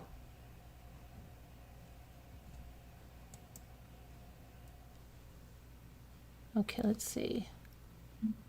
Start with that. Bryan also found that. Okay. All right. Thanks, Sherry. I'll take a look at that. And yeah, I don't have anything, Barbara. You might want to try to do it again and make sure that if you make sure that it's .org, okay? Because some people do it .com.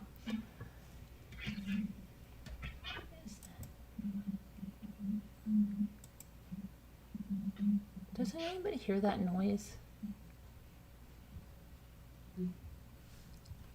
It's weird. It's like Morse code or something.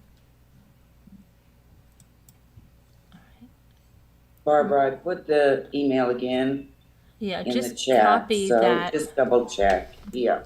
It's best if you just copy the email from here because you could make a mistake, as hear so it. many people do. I don't know what it is. It's annoying. Okay.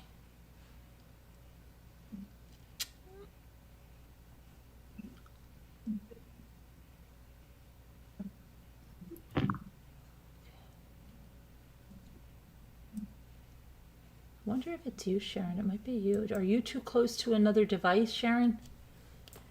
Do you have your like tablet and phone too close? It looks like it might be you that's making that noise. Check out if you're too close to another device. You hear it too, Faithful Kitty? Yeah, it's it's like someone's trying to signal someone with Morse code. So, Jeffrey, where is Jeffrey? I just saw him in the chat, but I don't know. He's not answering me. He said, I think I could see the thing or something, because that home address is kind of bringing up Effort, PA as well for their home address. And I'm just wondering if you are able to, let me see if I can pop. Oh, I think I popped onto it now. I don't know if I've got it, definitely got a street view now, but let me see if I can get to that. I don't know where I ended up here.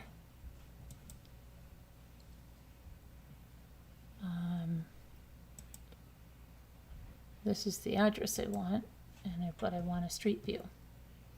And I take the little man and I put him in there.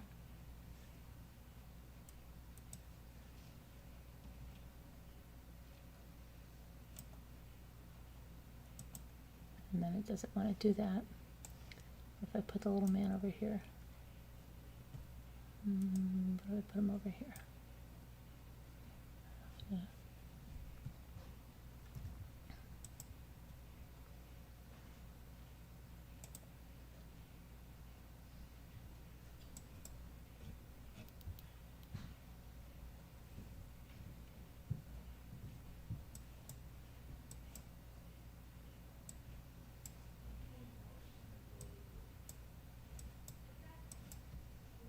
Do you, Jeff, were you able to plot that on that Google Earth? well, it's just written in chat. You can't even use Google Street View in that Albright, Pennsylvania area where he lived. So, Do you think they just disabled it all? Okay, so I would say that he's saying that they had, and I think that they've even gone ahead and like disabled like even Zillow and everything. They'll give you the information about it, but they've taken like everything besides its 4 bedrooms, 3 baths, 2,262 square feet. But they've just gotten just scrub. Okay, That's Barbara says she copied and pasted and she emailed again. Okay, let me see. Hold on. So Well, I let's guess see. Google does that with Yeah, crimes well, I sometimes, mean, they're don't really they? usually they're not this quick on stuff. Because remember, we were able to go to Celebration, Florida. Remember that? We were able to go when Anthony Tote and all of that stuff to the house, to around the house. This is like something. Jeff and Dennis would like the address if you have it. Jeff, I gave it to you. I sent it to you. I told you I sent it to your Mac address. Did you check your Mac email?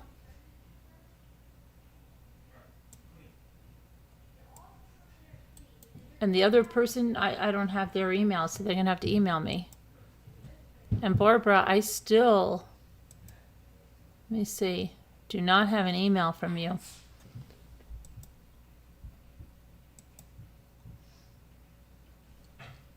Nope.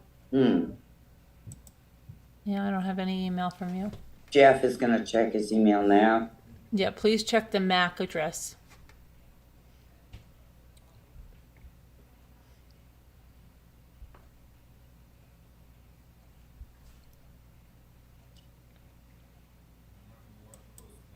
And let's see here.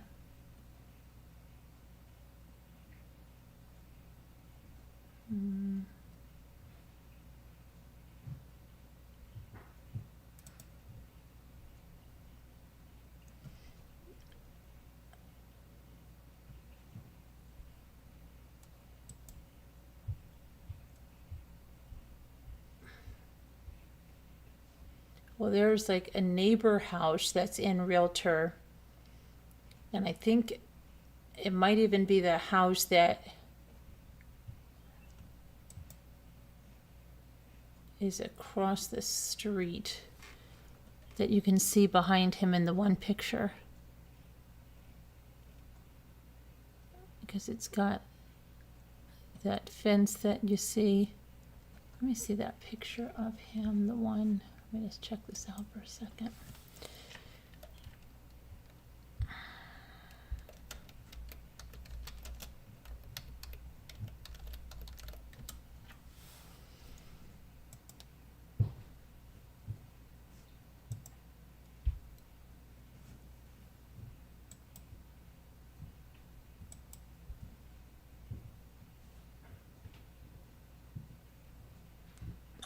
Jeff says he sees the email about the Zoom call, but he doesn't see the one about the address. But I sent it to you before that one. The Zoom was secondary because somebody said you wanted to call in. But I'll send you the address again.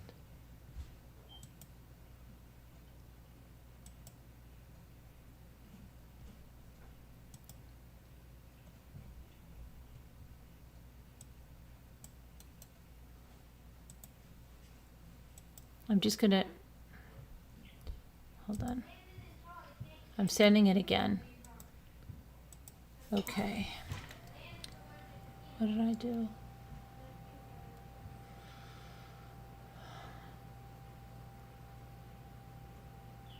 Barbara, you have to email Carolyn and she'll send you a link.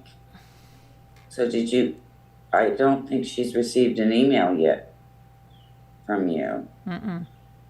She said she's given you her number in an email. So. But I'm not even getting an email. Yeah, there's, I don't know. Jeff, I'm sending it again. It's going to the MAC address. Okay.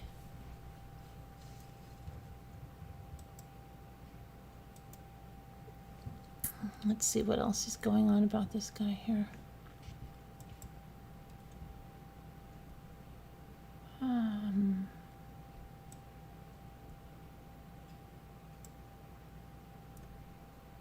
So his aunt's coming forward and saying he has OCD tendencies. He can't stand meat. You got to change the pots. But then he can go on this brutal murder spree where you know that he's practically crazy with blood. But just because he's OCD may mean the reason maybe he did bring the shoe covers and this and that and was very OCD about the cleanup and stuff, especially when he's asking those certain questions that he was for that criminology thing, and he's studying criminology, right? And criminal justice. Yeah, yep. But then, like someone said, well, how smart is he driving a Hyundai Elantra from Idaho to Yeah. Pennsylvania, knowing that everyone in the country is looking for this Hyundai Elantra?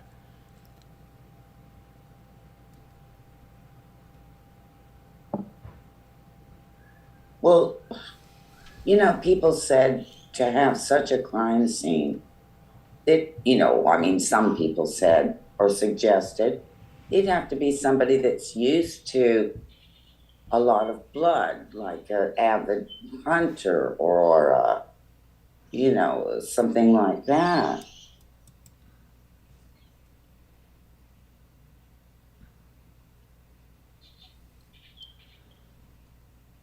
Maybe he was a hunter too. Well, he obviously had some type of sharp weapon, probably a knife of some sort. Just such a gruesome way to murder. I mean, Mm-hmm. I don't know. That's,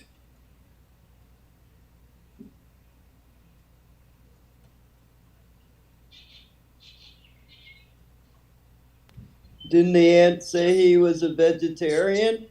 If he was a vegetarian, I doubt he'd be hunting. Right. Right. That's what I'm saying. So it doesn't fit with what he did at all. yeah, it doesn't add up that way. Hmm. But anyway.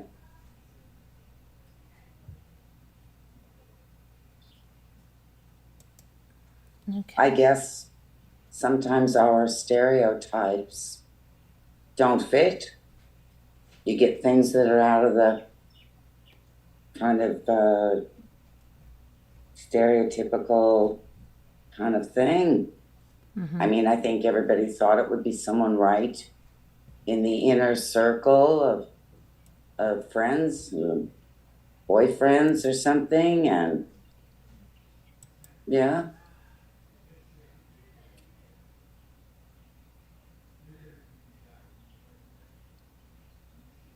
Let's see. Yeah.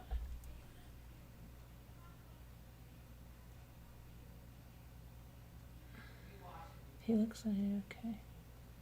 Let's see. Because I don't think anyone ever mentioned this person before. Not that I know of, anyway. No.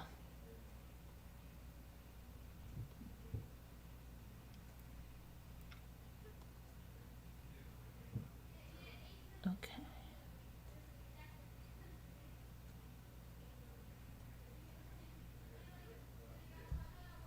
Someone says it looks like he paid to have his information taken down from sites, but it looks like his mom lives in the area where he's arrested. Okay, well, you're an Einstein. He had to want. He didn't have to pay anybody. He just had to take stuff down. Okay.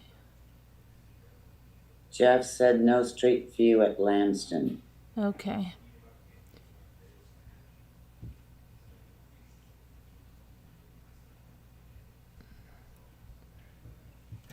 Dennis says there was a lot of people saying that it wasn't an inner circle person. Actually, I suggested that yesterday because I started thinking this is taking so long. The most Yeah. obvious Oh my God. people maybe have been kind of eliminated or something at this point.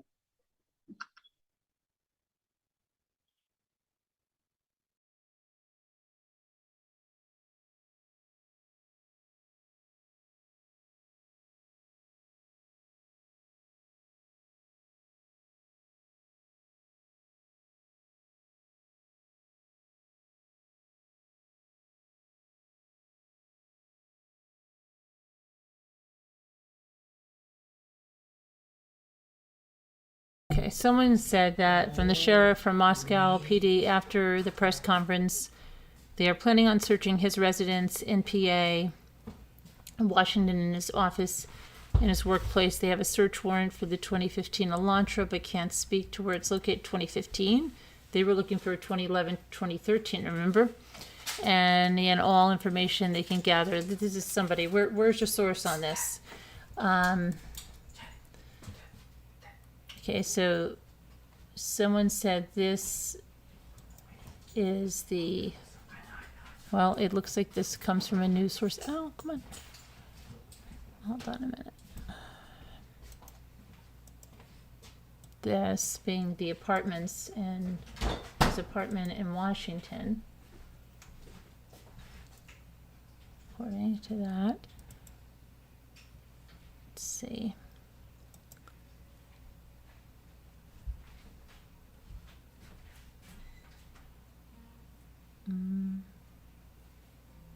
Big man on campus. Interesting call, allegedly from the Idaho murder suspect, calling into a true crime podcast recently.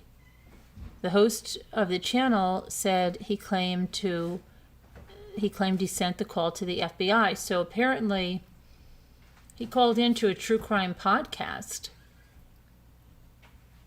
Oh, that's interesting. Yeah. And then someone said, where's the proof that it's actually him, though? How do people know what he sounds like? So wait a minute. He didn't give his name. Like, what's going on? Or is this guy just trying to get people to his podcast? I'm telling you, it's so crazy. Did he give his name? How does he know? This is so crazy. Oh. Well, maybe not then. Mm-hmm. Oh, yep, saying now, someone said, and now the second wave of made-up facts. Oh, okay. Yeah, so, okay, buddy, that's a great way to get your podcast out there. Attention. Yeah. Okay, and someone said, my sister went to high school with the suspect, and he lived a few miles away. And here's an image from, where's that, Indian Mountain Lake, a private community.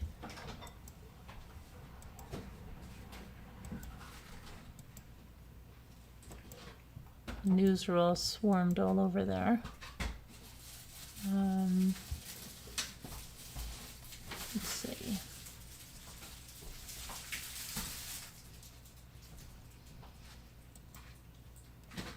Did your sister know him? They were in the same graduating class in high school. She remembers him, but only that he was quiet. They weren't in the same circles. Indian Mountain Lakes community is private and gated. They will not allow camera crews in. Let's see. Someone said, I live 8 miles away. That development is ridiculous when trying to visit someone who lives there. Okay. Jeff said that's his friend's podcast. And I said, you're not serious. And he said, I am. Yeah, but they're saying it's not that he didn't give his name. Jeff wants to know, did the name of the podcast start with a T? No. Mm-mm. No. Nope. Wrong podcast, Jeff. There's more than one person claiming that already.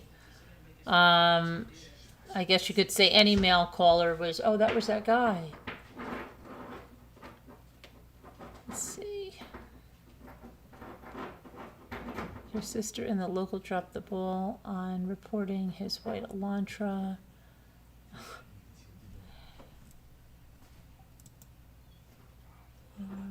So let's see. Someone said 4 random thoughts. For someone getting their PhD in criminology, wouldn't he have known to get rid of the car? This was a very bold crime to be a first. I would not be surprised if we eventually learn this was not his first. Aren't both sisters psychologists? Did they not see any red flags?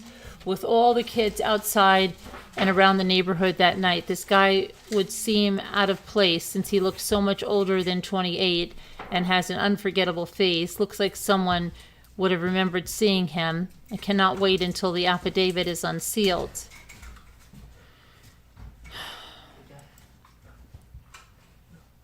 Let's see.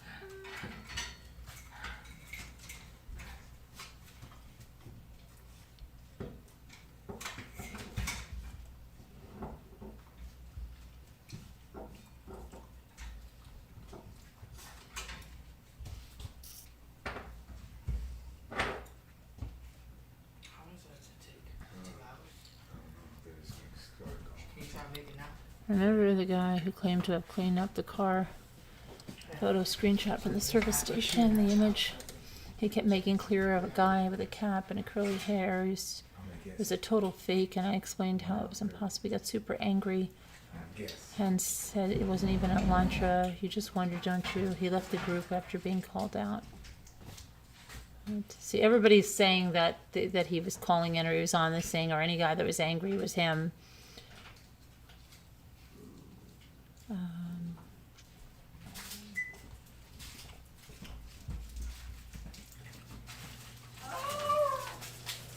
Let's see.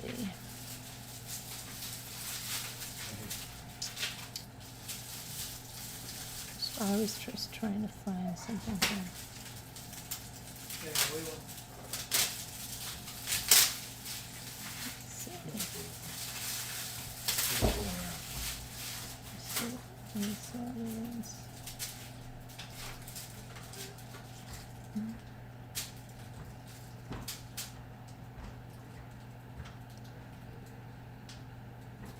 Okay, let me just look at something over here.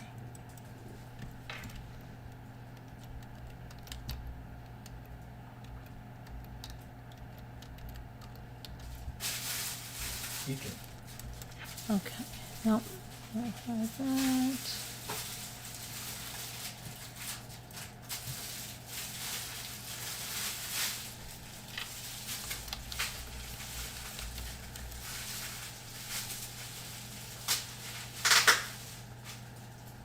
Did you ever email Barbara that you were able to email?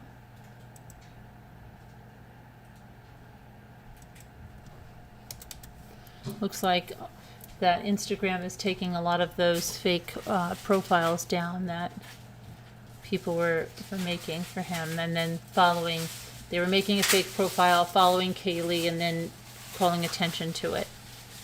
All right. Yeah. Okay, but here's some of the questions that were in his survey. Let me go back over here. Okay, so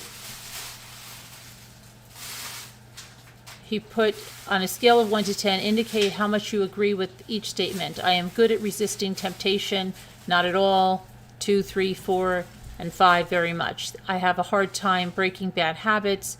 I am lazy. I say inappropriate things. I do certain things that are bad for me. If they are fun, I refuse things that are bad for me. And it said, I wish I had more self-discipline. People would say I have iron self-discipline. Pleasure and fun sometimes keep me from getting work done. I have trouble concentrating. I am able to work effectively towards long-term goals. Sometimes I can't stop myself from doing something even if I know it's wrong. I often act without thinking, though, through all the alternatives. Then it said, these were filmed, you had to write this out. Did you prepare for the crime before leaving your home? Please detail what you were thinking and feeling at this point.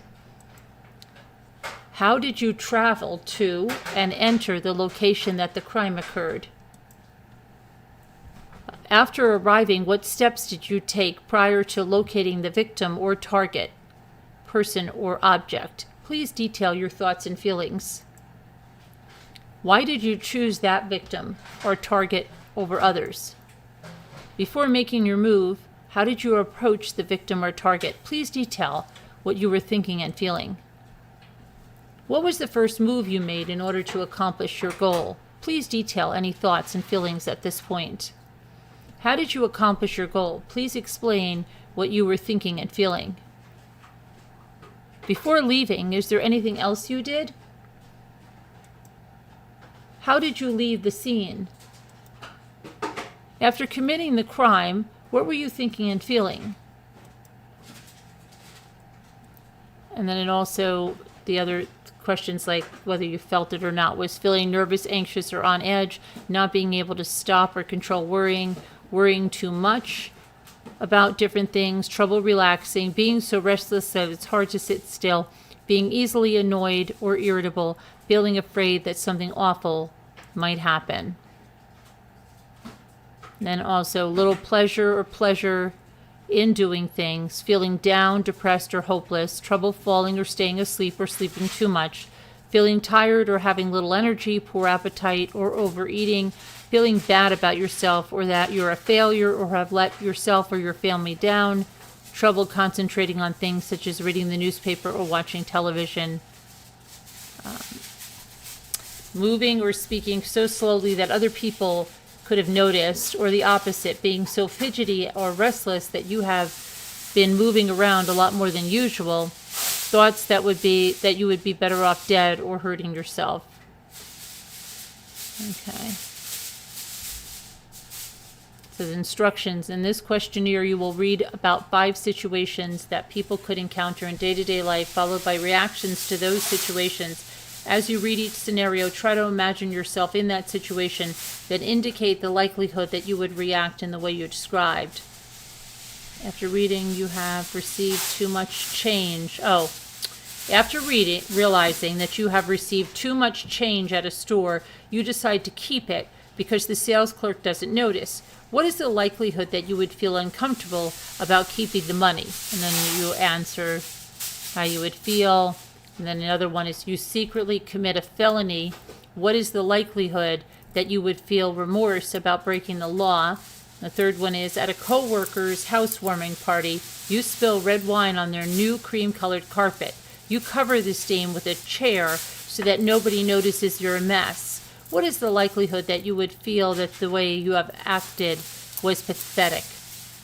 You lie to people, but they never find out about it. What is the likelihood that you would feel terrible about the lies you told? Out of frustration, you break the photocopier at work. Nobody's around and you leave without telling anyone. What is the likelihood that you would feel bad about the way you acted? And then the other one was please read each statement below carefully and rate how you would feel or act in the matter described. Circle your answer or the response on the form. There are no right or wrong answers or trick questions. Please answer each as honestly as you can. Please indicate how much each statement reflects how you typically feel. When someone else is feeling excited, I tend to get excited too, and then it's never really, sometimes, often, always. Other people's misfortunes do not disturb me a great deal. Other people, it upsets me to see someone being treated disrespectfully. I remain unaffected when someone close to me is happy. I enjoy making other people feel better. I have tender, concerned feelings for people less fortunate than me. When a friend starts to talk about his or her problems, I try to steer the conversation towards something else. I can tell when others are sad, even when they do not say. I find that I am in tune with other people's moods. I do not feel sympathy for people who cause their own serious illnesses. I become irritated when someone cries. I am not really interested in how other people feel. I get a strong urge to help when I see someone who is upset. When I see someone treated unfairly, I do not feel very much pity for them. I find it silly for people to cry out of happiness. I become irritated when someone cries. When I see someone, when I see someone being taken advantage of, I feel kind of protective towards him or her. A number of statements that people use to describe themselves are given below. Read each statement and fill in with what you generally feel. Remember, there are no right or wrong answers, blah, blah, blah, blah. I'm quick-tempered, and the same thing, almost never, sometimes, almost always. I have a fiery temper. I'm a hot-headed person. I get angry when I'm slowed down by others' mistakes. I feel annoyed when I'm not given recognition for doing good work. I fly off the handle when I get mad. I get nasty. I say nasty things. It makes me furious when I am criticized in front of others. When I get frustrated, I feel like hitting someone. I feel infuriated when I do a good job and get a poor evaluation.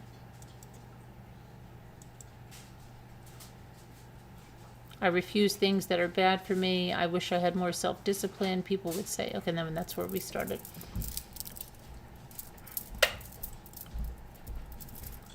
So that's some of the stuff.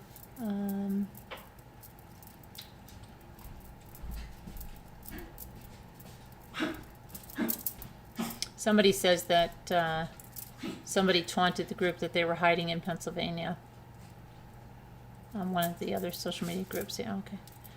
Let's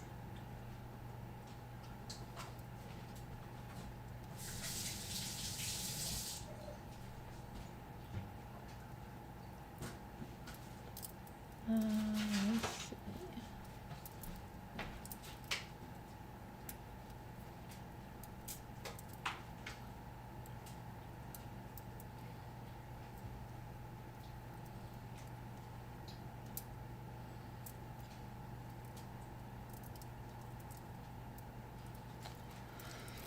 Now they're doing side-by-side comparisons. All right, so let me go back to the chat. See if anybody wants to call in or say something.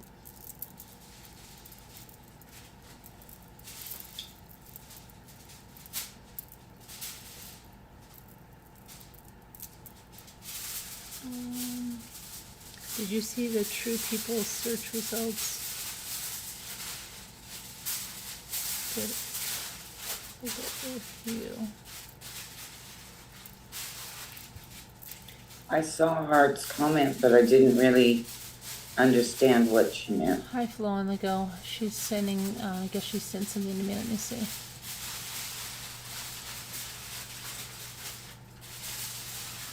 Yeah, I was able to get that, but I want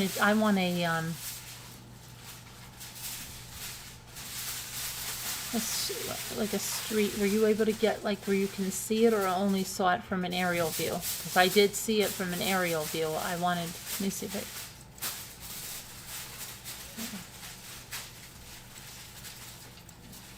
Do you ever use Instant Street View? Yeah, but it won't give us one right now because It won't do it. no. Because,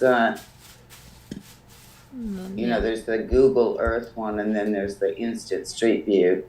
Yeah, but But, I you know, think they have it blocked obviously off they're because not it's a gonna- private gated community, and this is Yeah. Yep. the best we can get here. See, it's just an aerial, and this Okay.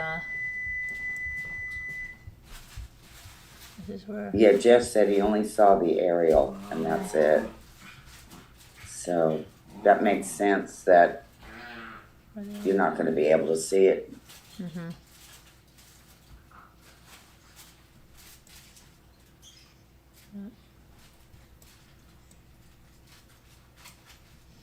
But I wonder what time frame he went back.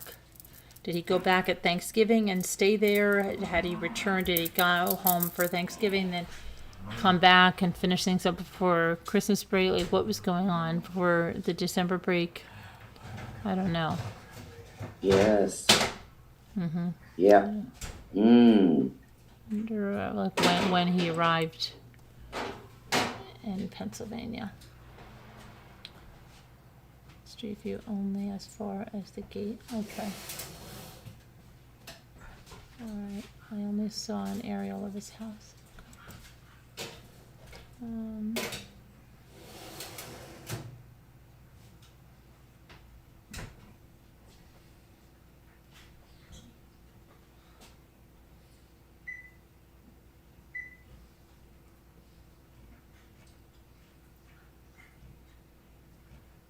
Are discussing him.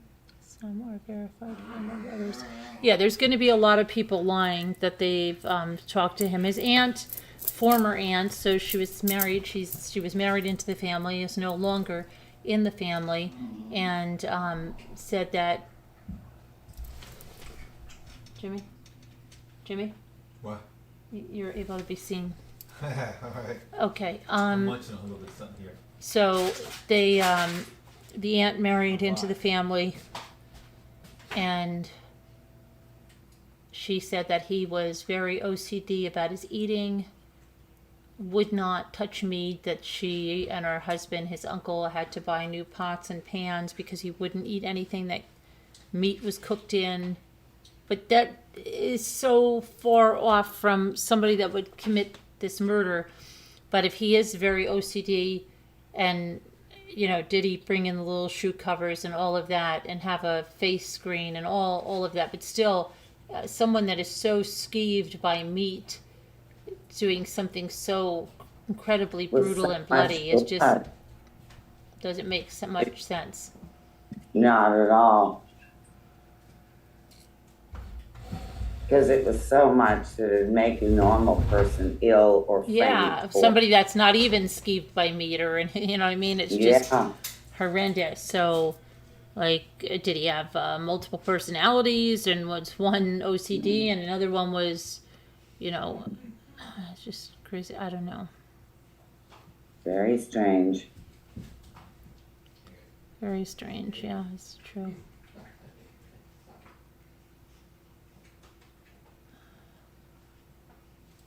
Son and daughter. Okay, so let me see.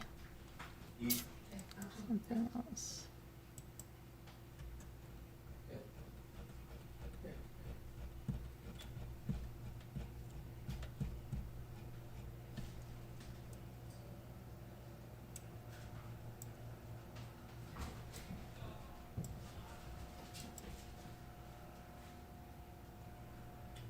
Come on.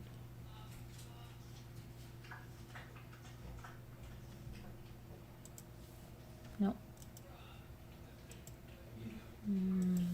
Here we go.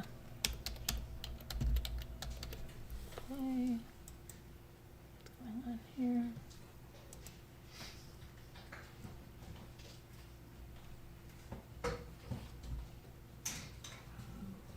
Okay, they say that Kaylee's father gave an interview and said that the family had not heard the name Bryan Kohberger before the arrest and did not know of him.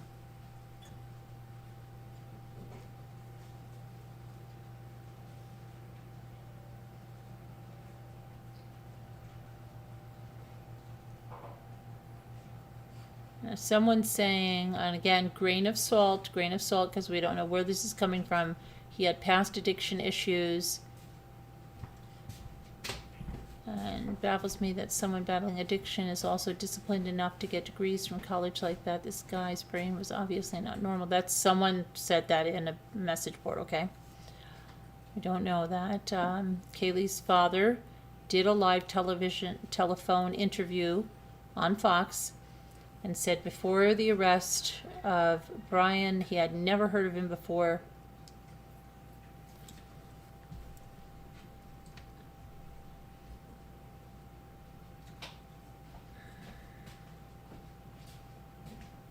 Well, there's obviously something that brought his attention to that house and them. Something. Maybe he'd been planning this all along, but to do this eventually, but he chose them. There must be something, some link of some sort.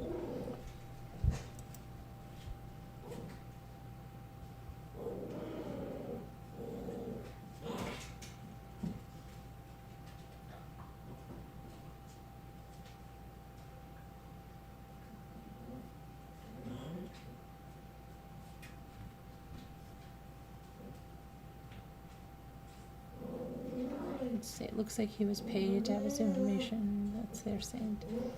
Take it down. I don't know. See. No online footprint. Okay, has anyone seen? Yeah, no, they made this up.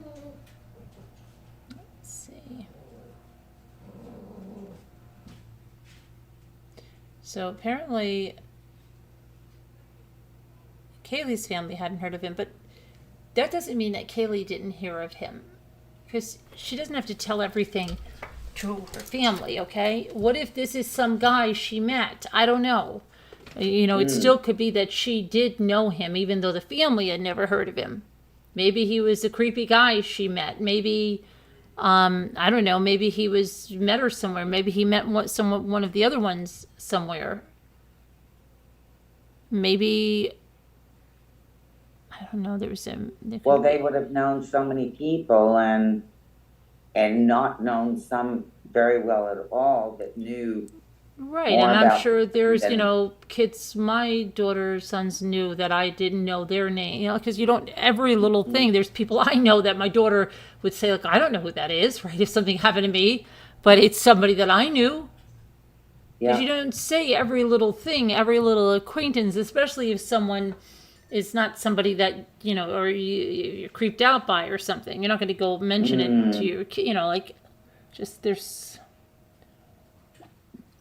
we can't conclude that just because the family didn't know him, that he was a right. stranger to them.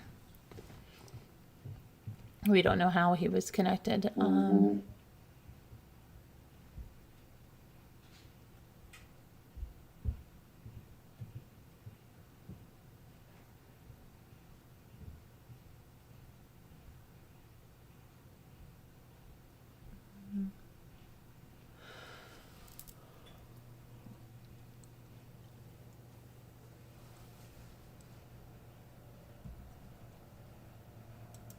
Let's see what this says.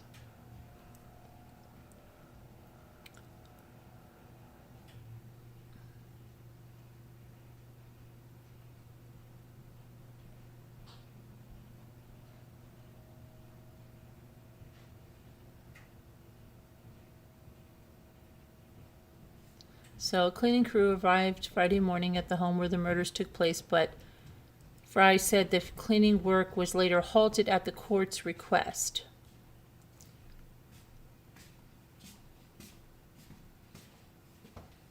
It could be that it was halted because if he has an attorney, could it be that his defense attorney says, hold on, don't do anything in that house before we can get in there? You know what I mean? Yeah. Could it have something to do with a defense attorney? Could do. Gosh. Wanting to visit the crime scene. I don't know. Yes.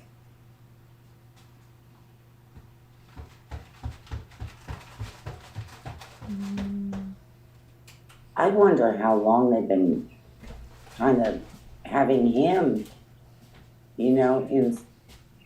So as he's a only suspect. recently in this Pullman because he graduated from DeSales University in Allentown, Pennsylvania with a bachelor's degree in 2020 and a master's degree in criminal justice in 2022. And he was a PhD student. But he went everywhere in Pennsylvania and then just decides to go to Washington State, clear across the country. Or what prompted that? Yeah. Did he meet someone in some kind of an online community and then go out that way? Let's see, what is this? Oh, this is the arrest affidavit. Let's see.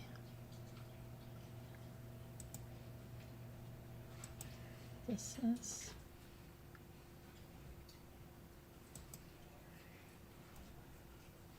I only had a quick look at the arrest affidavit thing. Let me see. I think it said 6 foot and 185 pounds. I don't know what else it said. Okay, it says, I didn't look at it too long.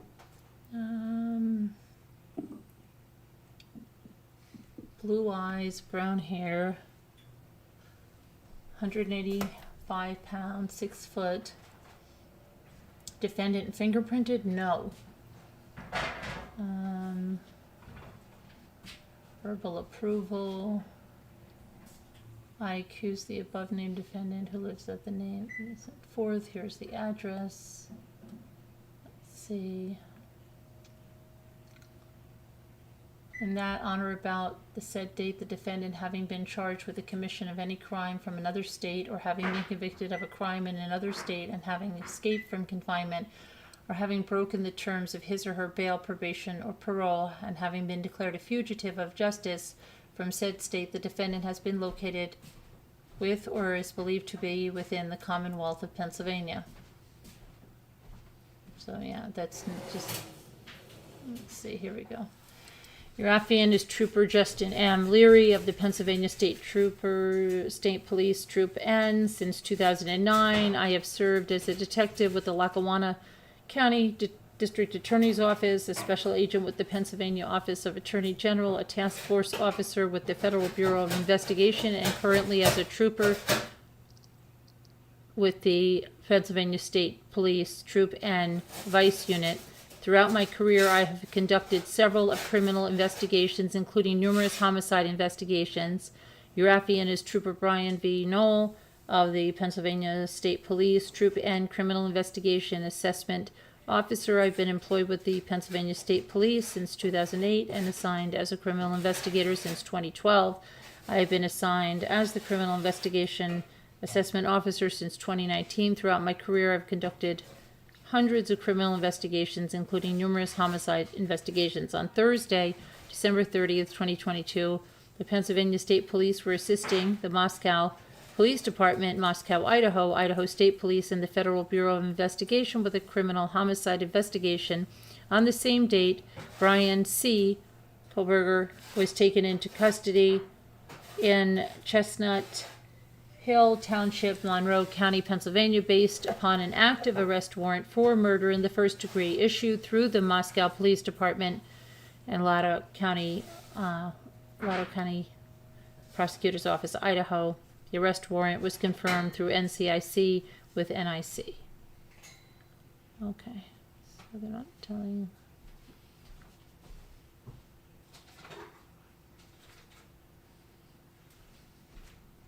So everything is going to be in that Moscow Police Department arrest affidavit, which I don't think has been released yet.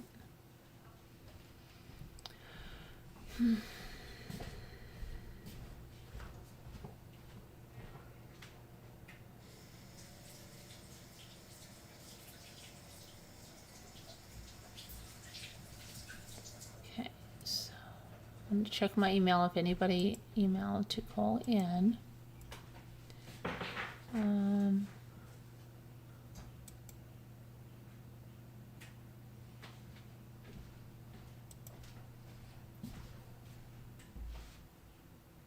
Yeah, I don't have anything, Barbara. I still don't have anything from you.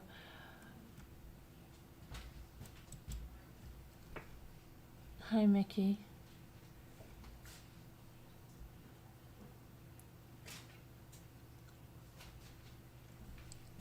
Sherry, hi.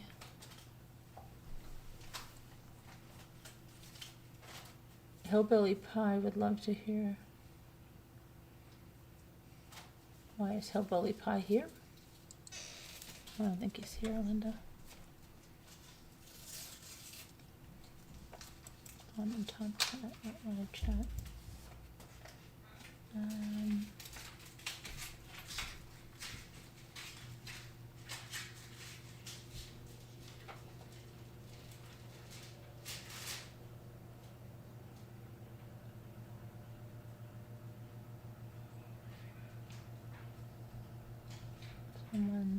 No one's reader. Yeah. He got stopped in August for a seatbelt violation, which isn't earth-shattering, but still.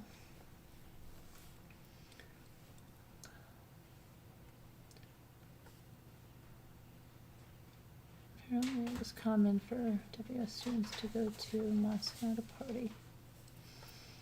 Okay, so then maybe he met them somewhere. I don't know. I mean, again, just because he wasn't known to her family doesn't mean he wasn't known to one of the kids or something, and they never mentioned it to their family.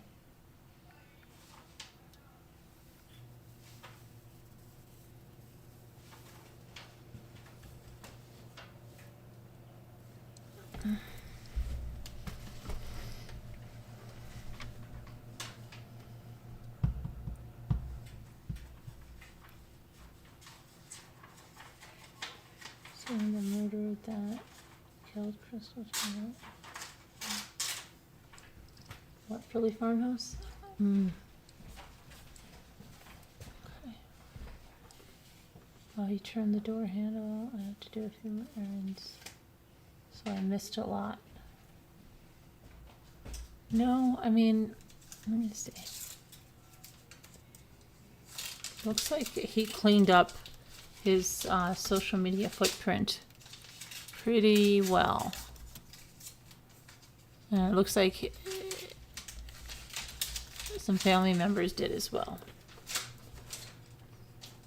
Let's see.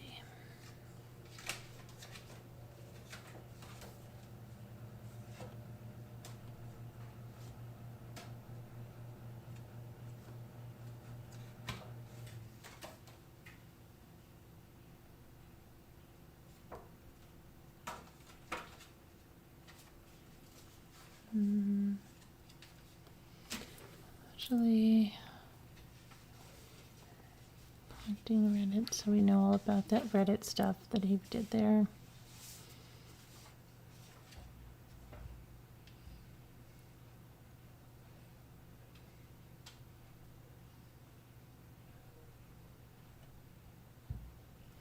Yeah, that's about the size of it for now. I think we'll come back later on tonight, and of course there'll probably be more stuff by then to talk about. Yeah, everybody do your research. I'm sure we all will be. Yeah. We'll be looking at everything. Yeah, I'm sure there's a lot going on. There's going to also be a whole new wave of rumors of people that say they know this guy, people looking for 15 minutes of quick fame, people that are looking for people to go to their social media sites by putting a fake name there to get a bunch of followers. People that are saying that, oh, I think this guy called into my podcast or my show or whatever just to get quick subscribers. There's a lot of unethical things that go on, but so just be aware of that. Do his parents live in the Poconos? Yet they live, yes, Virginia, they do. They live in a gated community. I showed back, if you could rewind a little, you'll see it, okay? And we'll see you later, guys. Love you guys. Stay well. It's about to be crazy. It is. Hi, little lady. Yeah, and now it's just connecting the dots. You already found lots of fake, they made multiple fake Facebook and Instagram accounts, and then they even took the fake Instagram accounts and went and liked Kaylee stuff and Madison stuff in order to put like a connection in there. It's crazy. Yeah, those people that are, but you have to make sure they are the right people. All right, I'll see you guys later. Bye now. Thanks, everyone. See you later.